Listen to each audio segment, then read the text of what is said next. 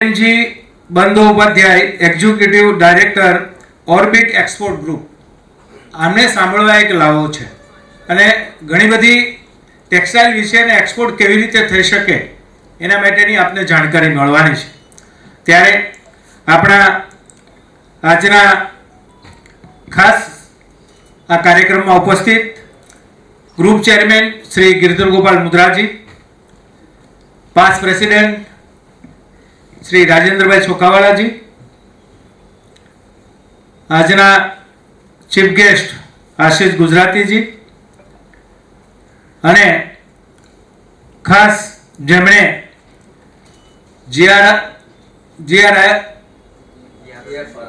जीएफआरआरसी ना खास जेमणे पायो नाख्यो छे एवा भाई श्री महेंद्र भाई काजीवाला अने मारा साथी एमओसी भाई श्री अमरीश भट्ट।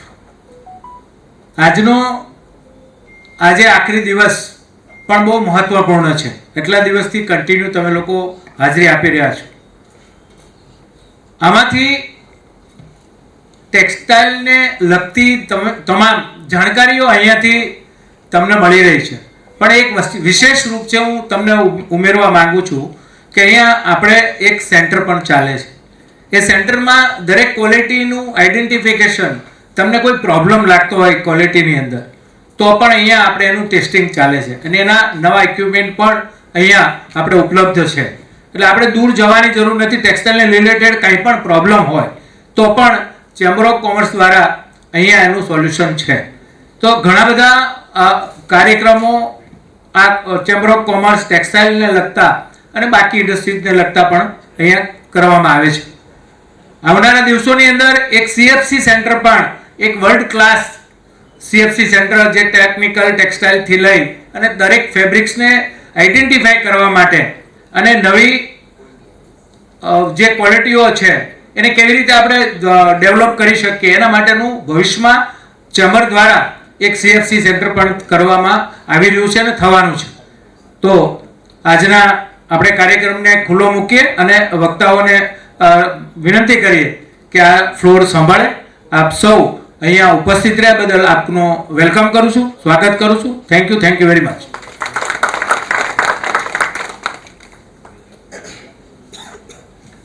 Thank you Ashokbhai. કાર્યક્રમને આપણે આગળ વધારીએ અને ભારતીય પરંપરા અનુસાર જે મહેમાનો આવ્યા છે એમનું પુષ્પગુચ્છથી આપણે સ્વાગત કરીએ। સૌ પ્રથમ આપણે શ્રી રાજેન્દ્રભાઈ ચોખાવાલા સાહેબનું સન્માન કરશે અશોકભાઈ જીરાવાલા સાહેબ।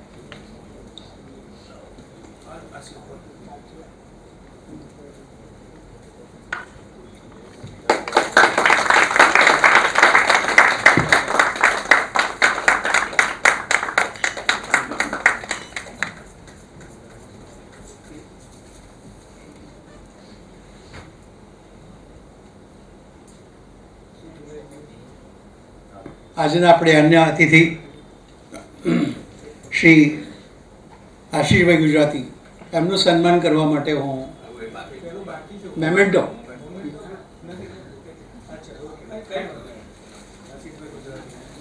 આશીષભાઈ ગુજરાતીનું સન્માન કરવા માટે હું અશોકભાઈને વિનંતી કરું છું અને એમની સાથે જોડાવા અન્ય મિત્રો।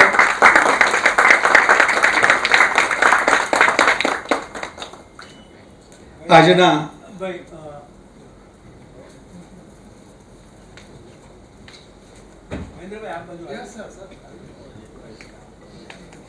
આશીષભાઈને મેમેન્ટો અર્પણ કરવાની વિધિ। આગળ આવવા શ્રી મહેન્દ્રભાઈ કાજીવાલા સાહેબને વિનંતી।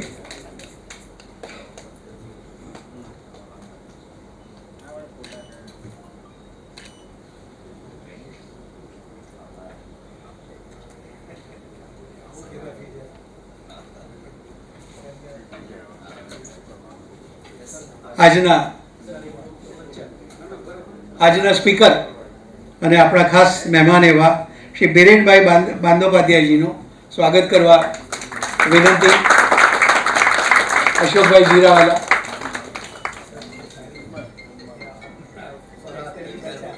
બિરેનજીનું સ્વાગત મેમેન્ટો સાથે કરવા માટે અશોકભાઈને વિનંતી।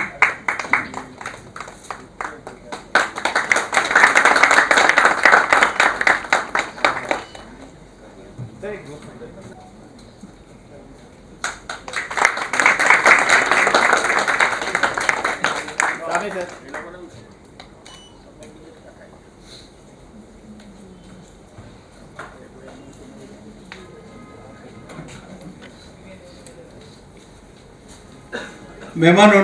ભારતીય પરંપરા અનુસાર સ્વાગત પછી કાર્યક્રમને ઝડપથી આગળ વધારતા કહીશ કે આજના પ્રોગ્રામ વિશે ટેક્સટાઇલ વીકના લાસ્ટ ડે અને સમગ્ર ટેક્સટાઇલ વીકનો કોન્સેપ્ટ શું છે, શા માટે છે, કોના લાભાર્થે છે, આ વિશેની માહિતી આપવા GFRRCના ચેરમેન શ્રી ગિરધર ગોપાલ મુંદ્રાજીને આવકારું છું. મુંદ્રા સર.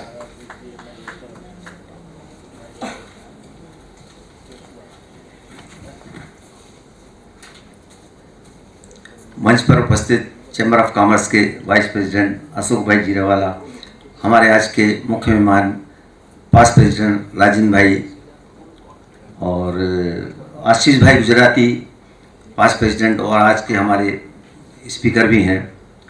साथ में आज के जो मेन हमारे स्पीकर रहेंगे श्री बीरेन जी बंदोपाध्याय साहब, महेंद्र भाई काजीवाला और हमारे अमरीश जी जो बड़े बहुत अच्छे ढंग से एमओसी कर रहे हैं. बंधुओं, इस टेक्सटाइल वीक के आज के आयोजन पर पधारे हुए आप सभी लोगों का खूब खूब हार्दिक अभिनंदन व स्वागत करता हूँ.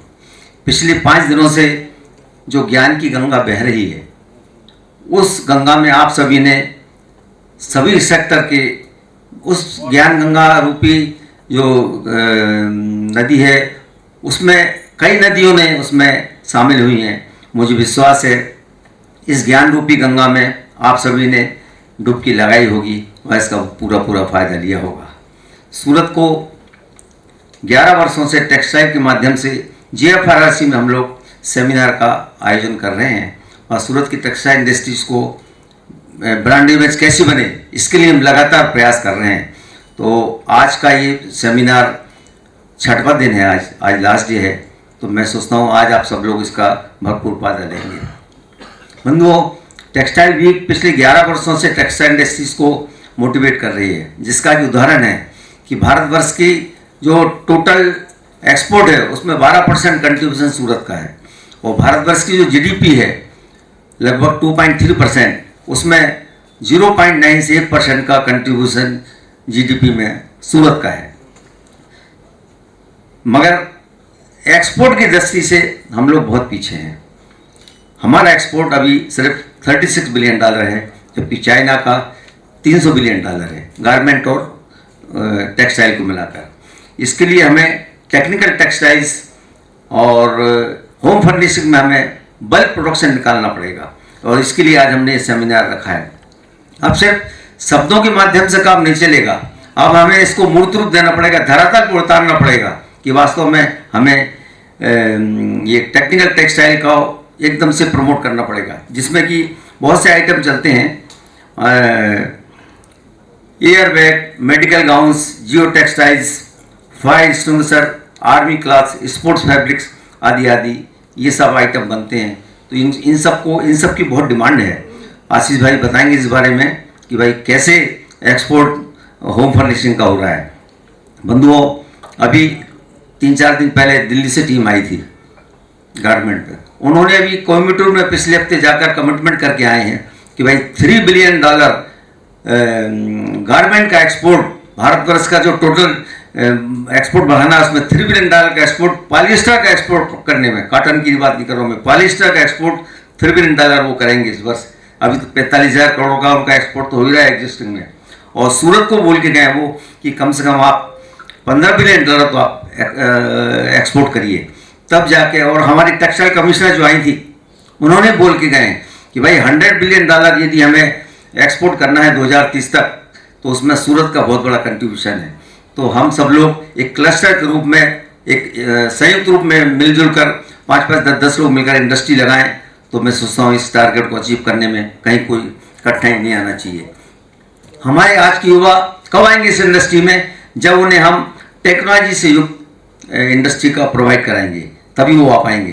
तो आज टेक्नोलॉजी का युग आ गया है, हम देख रहे हैं 10 वर्ष पहले क्या था और आज टेक्नोलॉजी के माध्यम से कितनी अपग्रेड हुई इंडस्ट्री.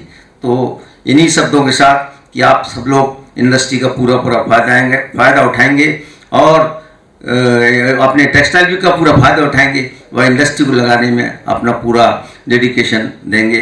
इन्हीं शब्दों के साथ किसी शायर ने बड़ा सुंदर कहा है कि परिवर्तन किस रूप में आया सूरत में कि गाफिल तेरी नजर से पर्दा उठा के देख, आलम के जर्रे जर्रे में जल भी खुदा के देख। ये टेक्सटाइल इंडस्ट्री कितना परिवर्तन हुआ है ये आप अपनी खुद नज़रों से देखिए कि गाफिल तेरी नज़र से पर्दा उठा के देख, आलम के जर्रे जर्रे में जल भी खुदा के देख, जो अब जुदा है आएगा तो उसको खुदा नजर, नुक्ता जरा निगाह का ऊपर उठा के देख। अपनी दृष्टि को ऊपर उठाइए, परिवर्तन आपको दिखेगा। इन्हीं शब्दों के साथ बहुत बहुत आभार, धन्यवाद। ખૂબ ખૂબ આભાર મુંદ્રા સર.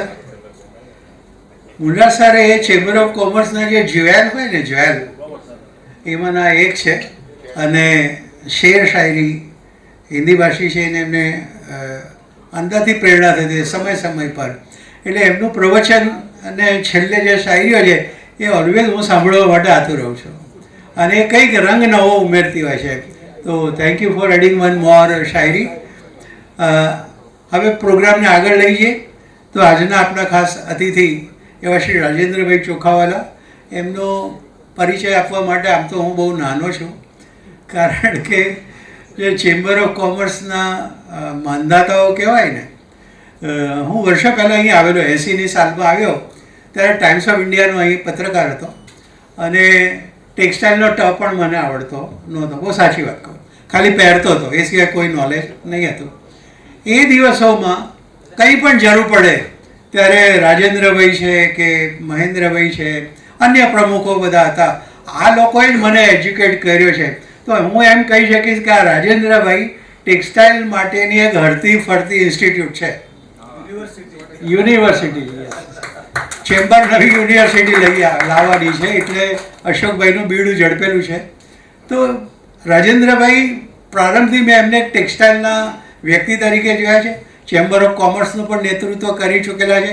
આ સિવાય આજની ડેટમાં પણ એ ટેક્સટાઇલ પાર્કના આયોજનમાં પણ સંકળાયેલા છે અને લોકલ લેવલે કોર્પોરેશન હોય કે રાજ્ય સરકાર હોય કે કેન્દ્ર સરકાર, Rajendrabhai is a leading person કે જેણે ઘણા મુદ્દાઓ પર ત્યાં પ્રકાશ ફેંક્યો છે અને ઘણા ધારા પરિણામો લાવવામાં કાપડ ઉદ્યોગને મદદરૂપ થયા છે. તો હું આમંત્રણ આપું છું શ્રી રાજેન્દ્રભાઈને, પધારો અને अपना अनुभव ज्ञान અને એનો લાભ આ મંચને આપો. राजेंद्र भाई के लिए एक शायरी याद आ रही है, आपने बहुत तारीफ की कि हर एक से अच्छी बात करना फितरत है राजेंद्र भाई की, कि हर एक खुश रहे ये हसरत है आपकी, कोई उन्हें याद करे या ना करे मगर हर एक को याद करना आदत है राजेंद्र भाई की, हर एक को याद करना आदत है आपकी. सर प्रमुख श्री अशोकभाई, भूतपूर्व प्रमुख અને આજના લાયક મહેમાન કહી શકાય એવા શ્રી આશીષભાઈ, આજના મુખ્ય વક્તા શ્રી બંદોપાધ્યાયજી, નામમાં કદાચ ભૂલ હોય તો માફ કરજો, જે મારા વિશે થોડું વધારે પડતું બોલી ગયા કારણ કે પત્રકાર છે એટલે આપણે એમને પરમિટ કરી શકીએ. અને જે બે નામ હું નથી બોલતો એડ્રેસમાં, એ બે જે અત્યારે ક્રિકેટનો માહોલ છે ને એમાં ટીમના આધારભૂત સૌથી મજબૂત એવા ઓપનિંગ પેર કહી શકાય એવા મારા મિત્ર અને ચેમ્બરના ભૂતપૂર્વ પ્રમુખ મહેન્દ્રભાઈ કાજીવાળા અને GFRCCના 11 વર્ષથી જે આ ટેક્સટાઇલ વીક સેલિબ્રેટ આખું વર્ષ પણ આ કાઉન્સિલ પાયો નાખ્યો અને ચલવે છે, જેનું હાર્ટ ચેમ્બર કરતાં પણ વધારે આ કમિટીમાં છે, એમ કહું તો અસ્થાને નથી, એવા શ્રી ગિરધર ગોપાલ મુદ્રાજી. 3 વાગે મને ફોન આવ્યો કે ભાઈ આજે છેલ્લો દિવસ છે, આપ આવશો? મૂકું ભાઈ ટેકનિકલ ટેક્સટાઇલની વાત તો મારો વિષય નથી, આખો નવો સબ્જેક્ટ છે. જ્યારે હું ટેક્સટાઇલમાં કાપડ વણતો તો તે વાત જુદી છે ને આ આખી નવી વસ્તુ. પણ મેં હા એટલા માટે પડી કે આ મિત્રોને મળવાનો લાવો મળે અને સદનસીબે મુંજાલ પરીખ મારા બાળપણના મિત્ર, સ્કૂલના મિત્ર અને મંત્રામાં જેણે પોતાની કેરિયર પૂરી કરી તે પણ આજે અહીંયા ઉપસ્થિત છે, એને મળવાનો પણ લાવો મળી ગયો. એટલે આનો પ્રતાપ ગિરધર ગોપાલ મુદડાના આમંત્રણને કારણે છે. ખૂબ ખૂબ આભાર સાહેબ તમારો. આ થોડી આડી અવળી વાત થઈ. જેમ કહું તેમ ટેકનિકલ ટેક્સટાઇલ મારો વિષય નથી, પણ એટલું તો મને ચોક્કસ ખબર છે કે આ બહુ પ્રોમિસિંગ ફિલ્ડ છે. આનું ફ્યુચર ખૂબ સારું છે. લગભગ 6 થી 11% ગ્રોથ રેટે આ ઇન્ડસ્ટ્રી વધી રહી છે.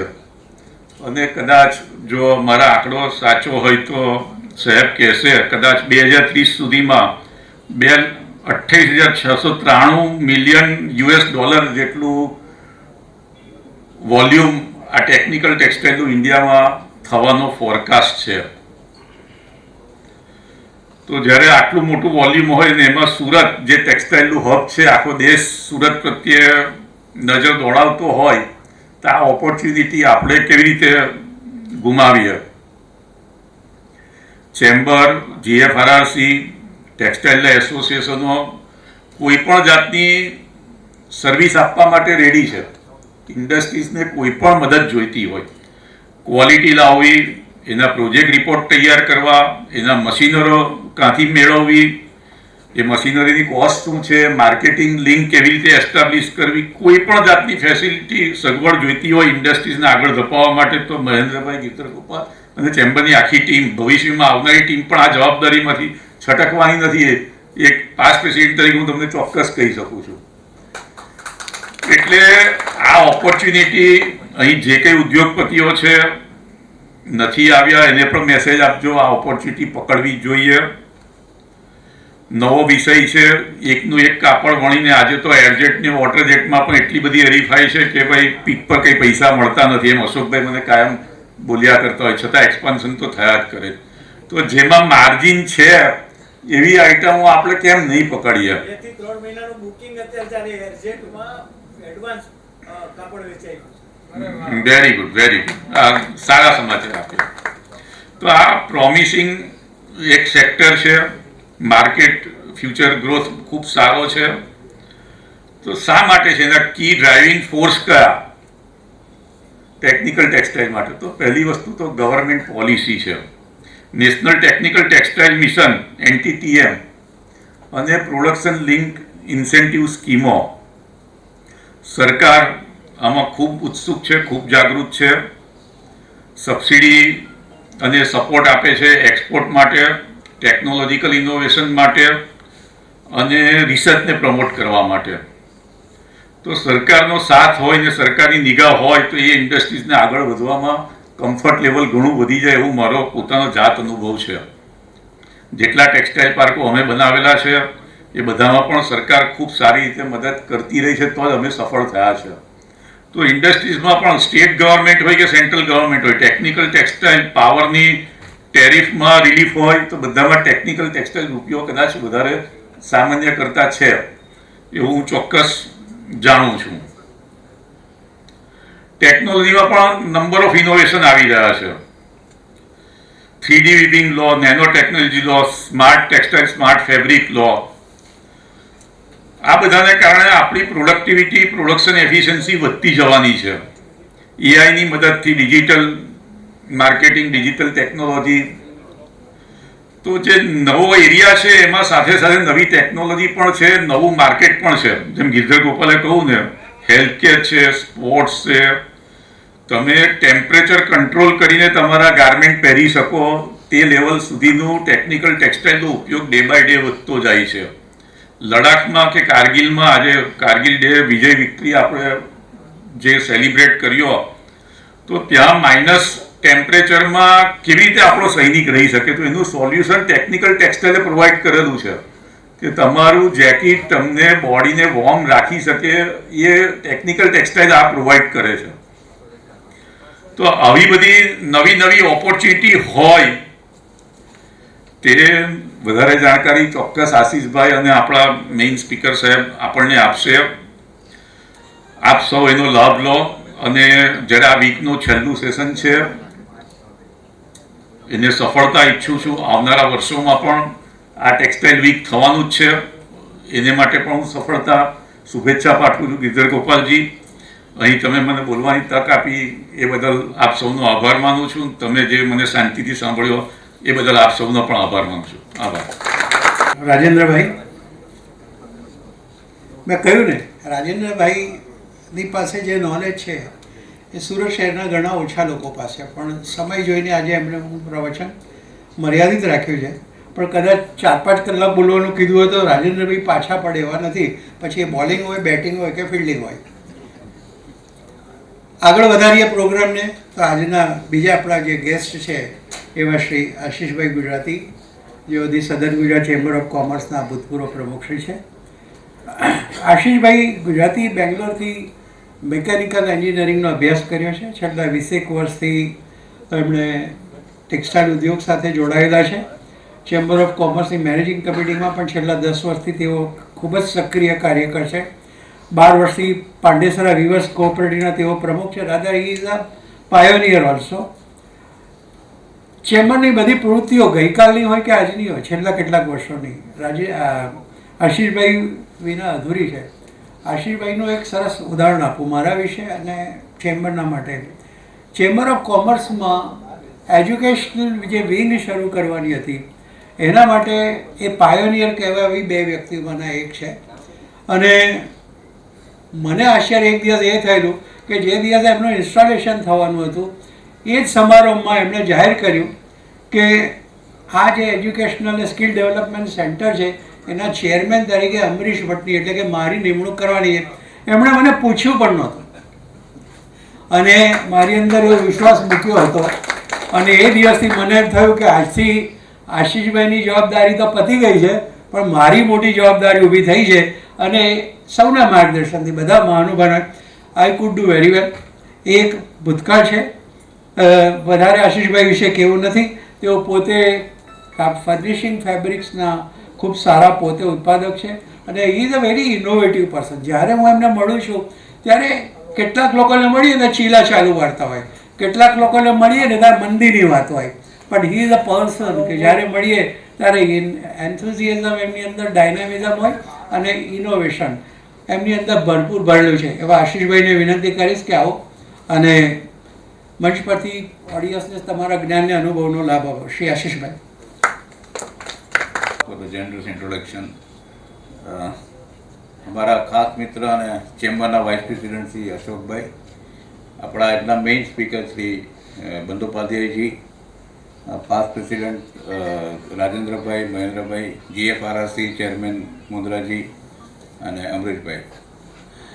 આપણે વાત કરીએ હવે આગળ. હવે ગ્લોબલ બહુ બધા નવા ડેવલપમેન્ટ્સ થાય છે. UK સાથે FTA થયું, આપણું ઓસ્ટ્રેલિયા સાથે થયું, US સાથે થયું, USA સાથે બાયોલેટરલ ટ્રેડ એગ્રીમેન્ટ થવાની તૈયારીમાં છે. આજે આપણે જે ટેક્સટાઇલનું ઇન્ડિયાનું જે એક્સપોર્ટ છે એમાં હાઈએસ્ટ એક્સપોર્ટ એટલે કે 30% એક્સપોર્ટ આપણે USA કરીએ છીએ. ને પછી જે સેકન્ડ હાઈએસ્ટ આવે છે એ બધા 4% અને 5%ના બ્લોકમાં છે. એમાં UK 4% છે, જર્મની 5% છે. હવે યુકેમાં 4% છે અને આપણું FTA થયું છે ટેક્સટાઇલને 0% પર એ લોકો લાવીને મૂકેલું છે. એટલે યુકેમાં બહુ મોટી ઓપોર્ચ્યુનિટી છે.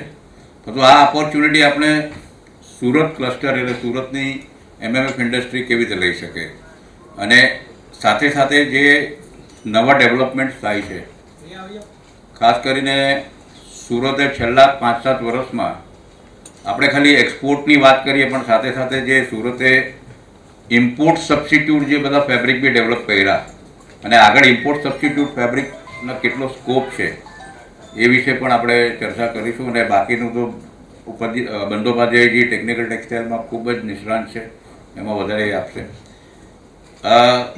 MMF સુરત ક્લસ્ટર, આ સ્ટેટમેન્ટ એક ગ્લોબલ એજન્સીનું છે. The Surat MMF cluster, India's largest hub for synthetic textile, has a tremendous opportunity to transform itself into global powerhouse for MMF based textile. એટલે આજે MMFનું ગ્લોબલ પાવરહાઉસ ચાઇના ગણાય છે. તમને આશ્ચર્ય થશે કે ચાઇનાનો 2017 થી 2024 સુધીનો ટેક્સટાઇલનો એક્સપોર્ટનો ગ્રોથ 4% ઘટ્યો છે. અને ચાઇના પણ હવે જે લેબર ઇન્સેન્ટિવ ઇન્ડસ્ટ્રીમાંથી ધીરે ધીરે બહાર નીકળે છે, બહુ ફાસ્ટ નહીં પણ ધીરે ધીરે બહાર નીકળે છે. અને ચાઇના બી મોટે ભાગે MMFમાં જ રૂલ કરે છે. એટલે ચાઇના પછી જો આખા વર્લ્ડમાં જો MMFની જે ઓપોર્ચ્યુનિટી હોય તે સુરતને મળવાની છે. એટલે ઓપોર્ચ્યુનિટી સુરત માટે આગળ કઈ કઈ આવવાની છે? એક તો રિસાયકલિંગ અને ગ્રીન MMF ટેક્સટાઇલમાં આપણે લીડરશિપ લઈ શકીએ એવું છે. આજે આપણે ત્યાં પેટ બોટલમાંથી જે યાન બને છે એ હાઈએસ્ટ પ્રોડક્શન છે, કન્ઝમ્પશન બી ધીરે ધીરે વધે છે. પણ કમનસીબ એવું છે કે આપણે એનું ડોક્યુમેન્ટેશન પ્રોપર નથી કરતા, માર્કેટિંગ નથી કરતા, બ્રાન્ડિંગ નથી કરતા. આજે આપણે ત્યાં યુનિડીઓનું એક સ્ટડી થયેલું કે 1 કિલો કપડું ફેબ્રિક બનાવવા માટે કેટલું પાણી વાપરે છે ક્લસ્ટર વાઇઝ. તો આખા ઇન્ડિયામાં સૌથી ઓછું પાણી સુરત વાપરે છે 1 કિલો કપડું બનાવવા માટે. હવે આનું બી આપણે કશે ડોક્યુમેન્ટેશન તો કરી દીધું યુનિડોએ. એ UNIની બોડી છે એન્વાયરમેન્ટલ, પણ એનું બ્રાન્ડિંગ નથી થતું આપણું. ઓપોર્ચ્યુનિટી છે રિસાયકલિંગ પાર્ક પોલિએસ્ટરમાં એમાં, અને નાયલોન અને સાથે આપણે વિસ્કોસનું છે. પોસ્ટ પ્રોડક્શન, પ્રી પ્રોડક્શન બંનેમાં રિસાયકલિંગની બહુ મોટી ઓપોર્ચ્યુનિટી છે. અને ગ્લોબલ બ્રાન્ડ જે છે તે તમારી પાસે ત્યારે જ લેશે જ્યારે તમારી પાસે GRS સર્ટિફાઈડ રિસાયકલ ફેબ્રિક છે, GRS સર્ટિફાઈડ. અને એમાં બધી ટોપની બ્રાન્ડોએ બધાએ ટાર્ગેટ બનાવી દીધા છે કે ભાઈ 2030 સુધીમાં કોઈકે એવું કીધું કે ભાઈ અમે 50% રિસાયકલ વાપરીશું, 75%, 80%, 100% સુધી બી એ લોકોએ ટાર્ગેટ મૂક્યા છે. હવે એક્સપોર્ટમાં જે આપણે ઓપોર્ચ્યુનિટી છે તેમાં ફાસ્ટ ફેશન, એટલે કે આજે વર્લ્ડમાં જે કંઈ બી ફેશન રિલેટેડ, અને આપણી તો એક્સપર્ટી છે વિમેન્સની, તો વિમેન્સ વેર જે ખરું આપણું ફાસ્ટ ફેશન વિમેન્સ વેર, એના ફેબ્રિકમાં આપણે એક્સપર્ટ છીએ, પરંતુ એને આપણે ગાર્મેન્ટમાં કન્વર્ટ નથી કરતા. આપણે ત્યાં જે જોર્જેટ ફેબ્રિક બને છે, શિફોન ફેબ્રિક બને છે, ક્રેપ બેઝ ફેબ્રિક બને છે. અને અત્યારે હાલમાં જ આપણે જે મિકેનિકલ સ્ટ્રેચમાંથી ફેબ્રિક ડેવલપ કર્યા, તેમાં 2-વે મિકેનિકલ સ્ટ્રેચ, 4-વે મિકેનિકલ સ્ટ્રેચ જે લાઇક્રાના સબસ્ટિટ્યૂટ છે. અને એ સ્ટ્રેચેબિલિટી તમને એની લાઈફ વધારે છે લાઇક્રા કરતાં, સ્પેન્ડેક્સ કરતાં. એ બધા ફેબ્રિકને તમે ગાર્મેન્ટમાં કન્વર્ટ કરો, ગાર્મેન્ટિંગ કરો, બ્રાન્ડિંગ કરો, અને એની ખૂબ મોટી ઓપોર્ચ્યુનિટી છે આપણે એક્સપોર્ટમાં. બીજી ઓપોર્ચ્યુનિટી છે ટેકનિકલ ટેક્સટાઇલમાં. એમાં કોટેડ ફેબ્રિક છે, ઇન્ડસ્ટ્રીયલ યુનિફોર્મ્સ છે, પ્રોટેક્ટિવ ગિયર છે. ટેકનિકલ ટેક્સટાઇલનો વધારે સાહેબ જણાવશે. અને જેમ વાત કરી કે આગળ કે FTA જે આપણે કેપિટલાઇઝ કરવાનું છે, તો એ FTAનું આપણે સુરત MMFનું મોટું ક્લસ્ટર છે. અને વર્લ્ડમાં અરાઉન્ડ 70% તો MMF ટેક્સટાઇલ છે, ખાલી 30% જ કોટન છે. એમાં સુરતને કઈ રીતે ઓપોર્ચ્યુનિટી મળે, હું તમને એક ફિગર તમને આપું. 2030 સુધીમાં MMF ટેક્સટાઇલમાં કેટલું પોટેન્શિયલ ગ્રોથ છે, એમાં $ડોલર બી છે સાથે સાથે, અને એમાં પર્સન્ટેજ કેટલો રહેશે, આપણો આજે વર્લ્ડમાં જે શેર છે એમાં શેર કેટલો વધીને થશે. એમાં સૌથી પહેલાં આપણે ત્યાં જે નિફ્ટેડમાં આપણે સુરત બહુ સારું કરી રહ્યું છે. અત્યારે આપણે ઇન્ડિયાનું જે શેર જે છે તે 1.8% છે, અને 2030 સુધીમાં એનો શેર વધીને થશે 7.14%. અને તમે વેલ્યુ ટર્મ્સમાં જશો તો અત્યારે $1619 મિલિયન છે, અને એ વધીને $1,19,702 મિલિયન થશે. એટલે ઓલમોસ્ટ તમારું 4 થી 5 ગણું થાય છે. એવી રીતે વોવન એપ્રેલ, આ બધું એપ્રેલ છે, કારણ કે આખા વર્લ્ડમાં જોજો તમે કોઈ ફેબ્રિક નહીં લેશે. જે કન્ઝ્યુમર્સ કન્ટ્રી છે તે એ લોકો પાસે ત્યાં કોઈ મેન પાવર નથી, તમારે ફાઇનલ પ્રોડક્ટ બનાવીને જ આપવી પડશે એક્સપોર્ટ કરવું હોય તો. વોવન એપ્રેલમાં બી જે અત્યારે આપણો ઇન્ડિયાનો જે શેર છે તે 3.4% છે.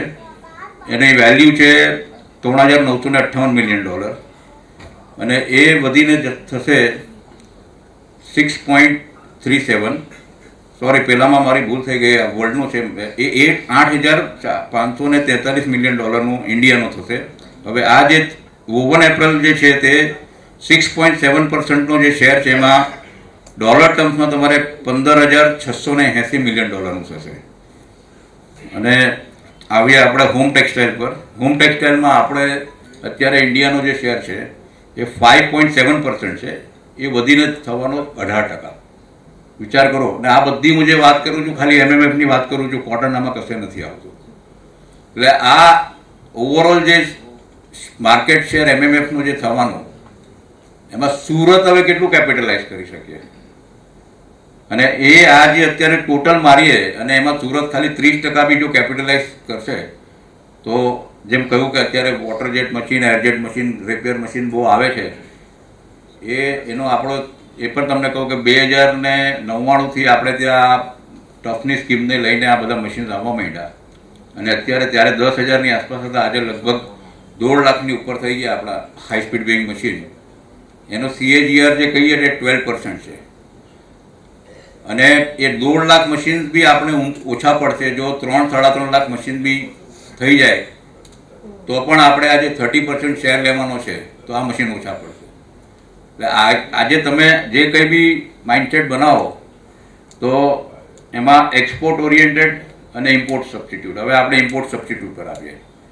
અત્યારે જે આપણે ત્યાં ટ્રેન્ડ થયો છે એક્ટિવ વેરનો, અને એક્ટિવ વેરમાં બી મોટે ભાગે બધું MMFનું છે.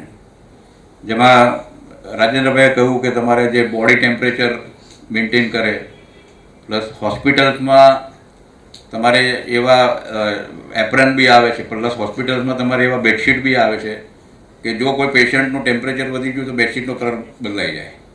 આ બધી વસ્તુ તમારે MMF ટેક્સટાઇલમાંથી જ બનવાની છે. અને આ બધી વસ્તુ આપણે પહેલાં ખૂબ ઇમ્પોર્ટ કરતા હતા. ઇવન આપણે ત્યાં જે અસલ આપણે અસ્તર યુઝ કરતા હતા અને હવે બ્લેકઆઉટ ફેબ્રિક કહીએ છીએ એને. એ બ્લેકઆઉટ ફેબ્રિક ઓરિજિનલી આપણે 100% ચાઇના પર ડિપેન્ડન્ટ હતા. થોડું ઘણું પાણીપત બનાવતું હતું. હવે સુરતવાળાએ બનાવવાનું ચાલુ કરી દીધું અને લગભગ જે 100% જે હતા આપણે ડિપેન્ડન્ટ એમાં હવે 60% છે. 40% આપણે ઇમ્પોર્ટ સબસ્ટિટ્યૂટ થઈ ગયા છે. એવી જ રીતે આજે લેપટોપની બેગ છે, પછી કેમ્પિંગના જે પેલા શું કહેવાય ટેન્ટ છે, કેમ્પિંગ ટેન્ટ છે, પછી રેઇનકોટ છે.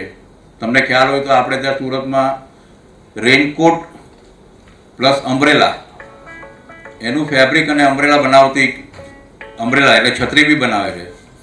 એ દુનિયાની ટોપ 5માં આવી ગઈ. સિટીઝન ગ્રુપ કરીને છે ટોપ 5માં. એટલે ચાઇનાને બી બીટ કર્યું છે. હવે એ માણસે તમે સમજો કે કેવી રીતે શરૂઆત કરી. આજે એને 10 વર્ષ પહેલાં શરૂઆત કરેલી હતી. એનું વિઝન જોઈ લો તમે. ટોપ 5માં આવું વર્લ્ડમાં, અને એક્સપોર્ટ બી બહુ મોટું કરે છે. એટલે આ બી તમે સમજો આ બધી વસ્તુ. નહીં તો આપણે છત્રી ચાઇનાથી જ આવતી હતી પહેલાં. આપણે રેઇનકોટ બધા ચાઇનાના લેતા હતા આપણે. આ ઇમ્પોર્ટ સબસ્ટિટ્યૂટ થઈ ગયું બધું. એવી રીતે હાઈ ફેશન ગાર્મેન્ટ જે છે, જે લેડીઝના ખાસ કરીને, અને બીજું કે ડેનિમમાં આજે તમને આશ્ચર્ય થશે કે સુરત આપણે કહેવાય કે સિન્થેટિકને પણ અમદાવાદ પછી ડેનિમનું સેકન્ડ હાઈએસ્ટ પ્રોડક્શન આપણે સુરત કરીએ છીએ. અમદાવાદ નંબર 1 છે, સુરત નંબર 2 પર આવે છે. એટલે આ બધી વસ્તુ આપણે એક્સપોર્ટ પ્લસ ઇમ્પોર્ટ સબસ્ટિટ્યૂટનું તમારે સુરતમાં બહુ મોટી ઓપોર્ચ્યુનિટી છે.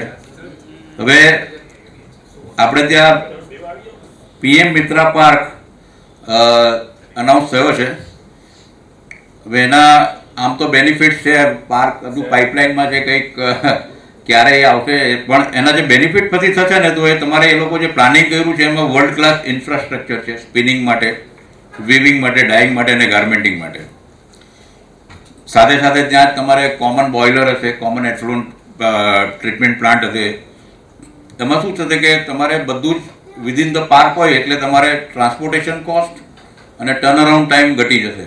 એટલે તમારું જે ડિલિવરી ટાઈમ જે છે, એક્સપોર્ટનો ઓર્ડર લીધા હોય અથવા તો આપણા ડોમેસ્ટિકનો ઓર્ડર લીધા હોય તો એમાં આપણે ડિલિવરી ટાઈમમાં ખાસો એ થશે. હવે આપણે સુરતે શું કરવા જેવું છે તે આપણે અત્યાર સુધી શું કરીએ છીએ, કન્વર્ટર જ છે. યાનમાંથી ગ્રે ફેબ્રિકને કન્વર્ટ કરીએ, બહુ બધું ડાઇંગ કરીએ ને પ્રિન્ટિંગ કરીએ. મેઇન પ્રોફિટ અને વેલ્યુ એડિશન ગાર્મેન્ટિંગમાં છે. એટલે આપણે જે લો માર્જિન ગ્રે ફેબ્રિક અને ડાઇટ ફેબ્રિક બનવાથી એમાંથી બહાર નીકળીને હાઈ વેલ્યુ ગાર્મેન્ટ અને હાઈ વેલ્યુ ફેબ્રિક બનાવવાની જરૂર છે. ફંક્શનલ ફેબ્રિક જે કહીએ તે એમાં યુવી રેઝિસ્ટન્સ છે, એન્ટીબેક્ટેરિયલ છે, ફાયર રિટાર્ડન્ટ છે, આ બધા ફંક્શનલ ફેબ્રિક છે. પછી 3D નીટેડ MMF ફેબ્રિક, આ એક નવી ટેકનોલોજી આવી છે અને એમાં પણ આપણે MMFનો જ વધારે યુઝ થશે. High value added garment manufacturing, એમાં તમે આજે વિન્ડ શીટરથી લઈને તમારે જે કહ્યું કે ભાઈ એક્ટિવ વેર છે, હાઈ ફેશન ગાર્મેન્ટ છે, એ આવશે. હવે ગાર્મેન્ટિંગ એન્ડ બ્રાન્ડ ઇકોસિસ્ટમ, આજે તમારે કોઈ બી વસ્તુ વેચવી હોય તો બ્રાન્ડિંગ બહુ જરૂરી છે અને બ્રાન્ડિંગ હશે તો તમારી વેલ્યુ બહુ સારી મળશે. આજે જે બ્રાન્ડના ટી શર્ટ્સ ને બધું હોય, જે કદાચ એની મેક્સિમમ મેન્યુફેક્ચરિંગ કોસ્ટ 2000 છે, એ લોકો રિટેલમાં 15,000 રૂપિયામાં ટી શર્ટ્સ વેચે છે એ લોકો. એટલે સુરત ટ્રેડિશનલી જે ફેબ્રિક પર હતું તે high value garment value chain બનાવી શકે છે. MMF ગાર્મેન્ટ ક્લસ્ટરનો એક બહુ મોટો સ્કોપ છે, જેમાં સ્ટિચિંગ, પ્રિન્ટિંગ, પેકેજિંગ એ બધું એક જ જગા પર હોય. અને ઇન્ક્યુબેટ હોમ ગ્રોન ફેશન બ્રાન્ડ, આ ખૂબ જરૂરી છે. આપણે ત્યાં ફેશન બ્રાન્ડ કોઈ નથી. આપણે ત્યાં એટલા બધા ઘરો છે જે કદાચ 500 કરોડનું બી ટર્નઓવર કરતા હશે, પણ બ્રાન્ડ હજુ કોઈ ઊભી નથી થઈ. ઇનફેક્ટ આપણે બ્રાન્ડ માટે બનાવીએ છીએ, બ્રાન્ડ માટે એ લોકોનું લેબલ મારીને પણ આપીએ છીએ. હું બી હોમ ટેક્સટાઇલનું બનાવું છું તો એ લોકોનું લેબલ મારીને આપું છું, એ લોકોની MRP બી મારીને આપું છું. પણ બ્રાન્ડિંગ બહુ જરૂરી છે. અમે બી ભવિષ્યમાં એવું વિચારીએ છીએ કે ભાઈ હોમ ટેક્સટાઇલમાં, પોલિએસ્ટર હોમ ટેક્સટાઇલમાં ઇન્ડિયામાં કોઈ બ્રાન્ડ નથી તો એક બનાવીએ, એનો અત્યારથી પ્રયાસ કરીએ છીએ. પણ બ્રાન્ડ બનાવતા તમને 4 થી 5 વર્ષની સખત મહેનત લાગે છે, પણ તમારે લાગેલા રહેવું પડે. પછી ડિજિટલ એન્ડ ઓટોમેશન લીડરશિપ, આજે તમારે ઇન્ડસ્ટ્રી 4.0 પ્રેક્ટિસની જરૂર છે, જે એમાં ડાઇંગ, વિવિંગ અને ડિસ્પેચિંગમાં B2B અને B2C ઈ કોમર્સ પ્લેટફોર્મ બહુ સારી રીતે તમને આપણું માર્કેટિંગમાં હેલ્પ કરી શકે છે. અને હવે AI બેઝ બધે ટેકનોલોજી બધે જ વપરાવા માંડી છે. આપણું ડેલિગેશન અશોકભાઈ ગયા હમણાં ગિફ્ટ સિટીમાં ગયેલું તો એ લોકો AI બેઝ કંઈક ટેક્સટાઇલની ટેકનોલોજી બી ડેવલપ કરે છે, એડપ્ટ કરે છે. મને હમણાં એક અનુભવ થયો, એક વિડીયો જોતો હતો હું. આપણે ત્યાં જે ગ્રે ફેબ્રિક અને ફિનિશ ફેબ્રિક એનું ચેકિંગ AI બેઝ મશીન કરે અને એ 24 કલાક ચાલે, ખાલી એને ફીડિંગ જ કરવાનું એ મશીન પર અને તમારો આખો રિપોર્ટ નીકળી જાય. એટલે આવા તો બહુ બધા સ્કોપ છે આગળ. તમારે કઈ રીતે AI બેઝ ટેકનોલોજી વાપરીને, અત્યારે એ મોંઘું બી હશે પણ જેવી રીતે વધારે વપરાતું થશે, વોલ્યુમમાં એ લોકોનો વપરાશ થશે, એ મશીન સસ્તું થઈ જશે. પણ આ બધી વસ્તુ ધ્યાનમાં રાખવાની જરૂર છે કે ભાઈ આગળ આપણે શું કરી શકીએ છીએ. કોસ્ટ ઓફ ઇકોનોમી એ બધું જોવાનું, પણ આગળ આપણને લેબરની શોર્ટેજ આવવાની છે. મિનિમમ લેબર અને મેક્સિમમ ટેકનોલોજી કેવી રીતે વાપરવાની એ ખૂબ જરૂરી છે. અને સ્કિલ ડેવલપમેન્ટ ખૂબ જરૂરી છે. આજે સુરતમાં ખાસ કરીને, કારણ કે આપણે ડિપેન્ડન્ટ છીએ માઇગ્રેટેડ લેબર્સને, અને માઇગ્રેટેડ લેબર્સના રિસ્પેક્ટિવ ઓન સ્ટેટ જે છે એમાં પણ સારું એવું ડેવલપમેન્ટ થાય છે. એટલે હવે નવા લેબર્સ આવતા નથી અને જે આપણા અત્યારે લેબર્સ છે એમના છોકરાઓ બી ભણે છે, એટલે આ લેબર ઓરિએન્ટેડ ઇન્ડસ્ટ્રીમાં આવવા માટે એ લોકોને તકલીફ છે. હવે ચાઇનામાં હું તમને એક્ઝામ્પલ આપું તો એક લેડી વોટર જેટના 36 મશીન ચલાવે છે, પણ એને સેલરી આપણા કરતાં વધારે છે, $1,500, એટલે લગભગ 1.25 લાખ જેવો સેલરી થાય મહિનાની. 36 મશીન ચલાવીએ, આપણે જે મશીન ચલાવે છે એમાં 36 મશીન ચલાવે છે તો આજે બી આપણે તો એ સેલરી 75,000 થાય છે. એ લોકો હજુ બી આજે બી 50,000 રૂપિયા વધારે ચૂકવે છે. પણ સ્કિલ એટલે અમે જોયું એ લોકોના એમાં લગભગ 800 મશીન હતા અને ડેશબોર્ડ હતું એ લોકોનું એફિશિયન્સીનું. એટલે બીમ ફોલ થાય, એટલે બીમ વિરાન થાય અને નવું બીમ લાગે એ ટાઈમ ગણીને બી એ લોકોની 95% એફિશિયન્સી હતી. તો આપણે જે 50,000 રૂપિયા લોકો ચૂકવે છે તો વસૂલ થઈ જાય, આમાં વધારે ચૂકવે છે આપણા કરતાં. એટલે સ્કિલ ડેવલપમેન્ટ બહુ જરૂરી છે. અને આજે સ્કિલ ડેવલપમેન્ટમાં અમે પોતે બી પ્રયાસ કર્યો છે કે એટલીસ્ટ ડે શિફ્ટમાં મશીન ઓપરેટર તરીકે અમે ફિમેલને ટ્રેન કરીએ છીએ. અમારા પાર્કમાં મહેન્દ્રભાઈ અમે લગભગ 10 ફિમેલને ટ્રેન કરી ચૂક્યા છે અને એ લોકો ડે શિફ્ટમાં ઓપરેટ કરે છે વોટર જેટ મશીન અને સારી એફિશિયન્સીથી કરે છે. અને અમે એક સંકલ્પ કર્યો છે કે અમારા પાર્કમાં જેણે બી કોઈને ટ્રેનિંગ લેવી હોય તો અમે ટ્રેનિંગ આપીશું. પછી અમે એવું બી નહીં ઇન્સિસ્ટ કરીએ કે અમે ટ્રેનિંગ આપી છે તો અમારે ત્યાં જે કામ કરે, એને જ્યાં કામ કરવું હોય તો કરે. એટલીસ્ટ ઇન્ડસ્ટ્રીને તો ટ્રેન એ મળશે. અને બીજું છે, હવે આ ઇન્ડસ્ટ્રીમાં યંગ જનરેશન, આપણે ત્યાં સુરત કદાચ લકી છે કે આપણે ત્યાં યંગ જનરેશન જો આ બધા છોકરાઓ બેઠા છે, અને હું લગભગ 100 એવા ફેમિલીને જાણું છું કે જે લોકો સારી ઓપોર્ચ્યુનિટી ફોરેનમાં છોડીને અહીંયા આવ્યા છે. 1-1 કરોડ રૂપિયાના પેકેજ મળતા હતા, પણ ફેમિલી બિઝનેસ ટેક્સટાઇલમાં જોઈન કર્યો છે.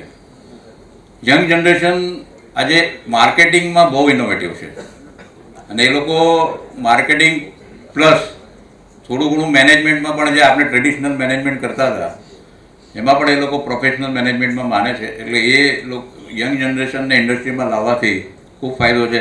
મુન્દ્રાજીનું બી 3જી કે 4થી પેઢી ટેક્સટાઇલમાં આવી છે અને બહુ સારું કામ કરે છે, એકદમ સારી રીતે પરફોર્મ કરે છે.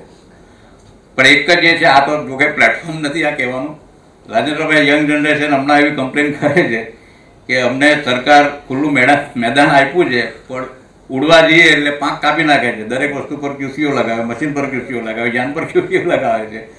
અને આમાં શું છે કે દરેક આજે ટેક્સટાઇલ છે ને તો ઇનોવેટિવ ફિલ્ડ છે.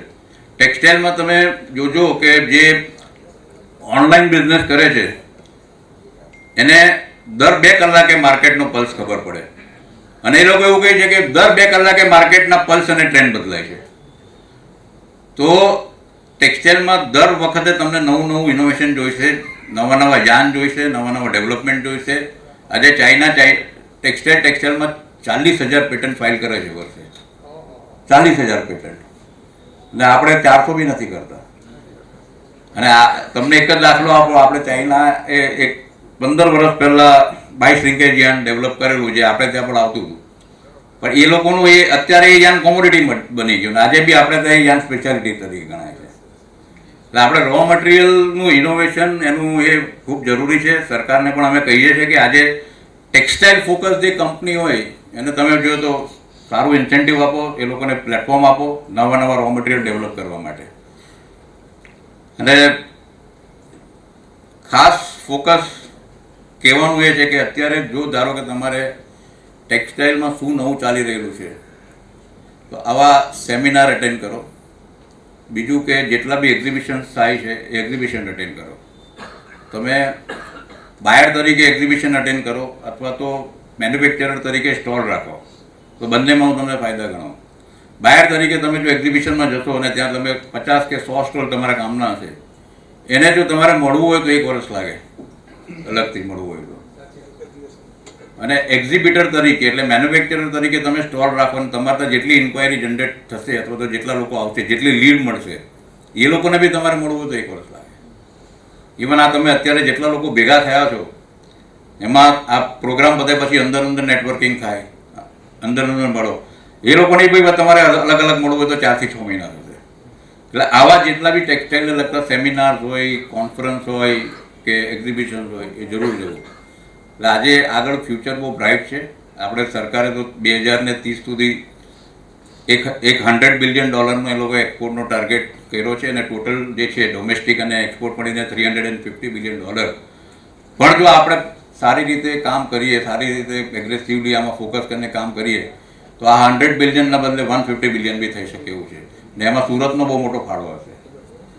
તો થેન્ક યુ વેરી મચ. અને બહુ શાંતિથી સાંભળો ચંદ્રાજી, मुझे एक बार फिर वापस मौका दिया. Thank you very much.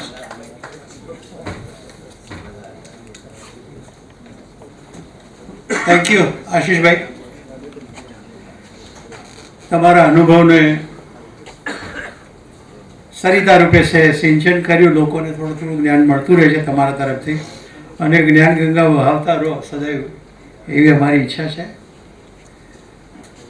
આગળ વધતા લઈ જઈએ प्रोग्राम तो जो हमारे आज के स्टार स्पीकर हैं, जो जिनको सब्जेक्ट दिया गया है that is future of technical textiles. इनके जो स्पीकर का अल्प परिचय जो मुझे दिया है वो मैं देखता हूँ कि Birendranath Bandopadhyay ji, fellow of institute of engineers, eminent engineer, awardee chartered engineer Executive Draft Committee member of Model Textile Curriculum by AICT. So this is a very big thing. You are connected with education also. He is MTech from IIT Delhi. I am Lucknow GMB. He is Executive Director and Board Member of Orbit Exports. Ex-President of Kusumgar Private Limited. Kusumgar is a very leading company in technical textiles. Kusumgar is top 5 in Asia. Mr. Kusumgare પણ મને promise આપ્યું છે કે one day I will come and I will bring him to this dais. અરે 2 minute મારા 2 video બતાવવાના રહી ગયા. કહાં ગયા? You can come. નહીં you can complete the introduction. Okay. He is the ex-Vice President of Indorama Synthetic Fabric Division, ex-Vice President and Business Head of JCT, who is connected with technical textile industry since last 20 years. Very big experience. Sir, we are very fortunate to have a speaker like you on this podium. And I would request you honestly, please come again and again and shower your blessing in the form of knowledge. So, I would invite Mr. Bandyopadhyay जी. इसके पहले मैं छोटी सी बात कर देता हूँ कि I am visiting इटमे जो फॉरेन कंट्रीज में दर 4 વર્ષે જાય છે તો आई एम अटेंडिंग इटमा सिंस 1995 टिल 2023. હું તો ટેકનિકલ ટેક્સટાઇલ કે કશાને જાણતો નહોતો, પણ જે ટેકનિકલ ટેક્સટાઇલને હું સમજ્યો છું તો આજે બહુ દિલથી કહું છું કે ભલે કોઈ ગમે તે કે, પણ આજે જે તમે બધા પૈસા ગણો છો ને જો ટેકનિકલ ટેક્સટાઇલ સુરતમાં દોડતું થશે ત્યાં 10 રૂપિયાની નોટો ગણતા હશો. અને I would invite Bandopadhyayji for his address. Thank you sir.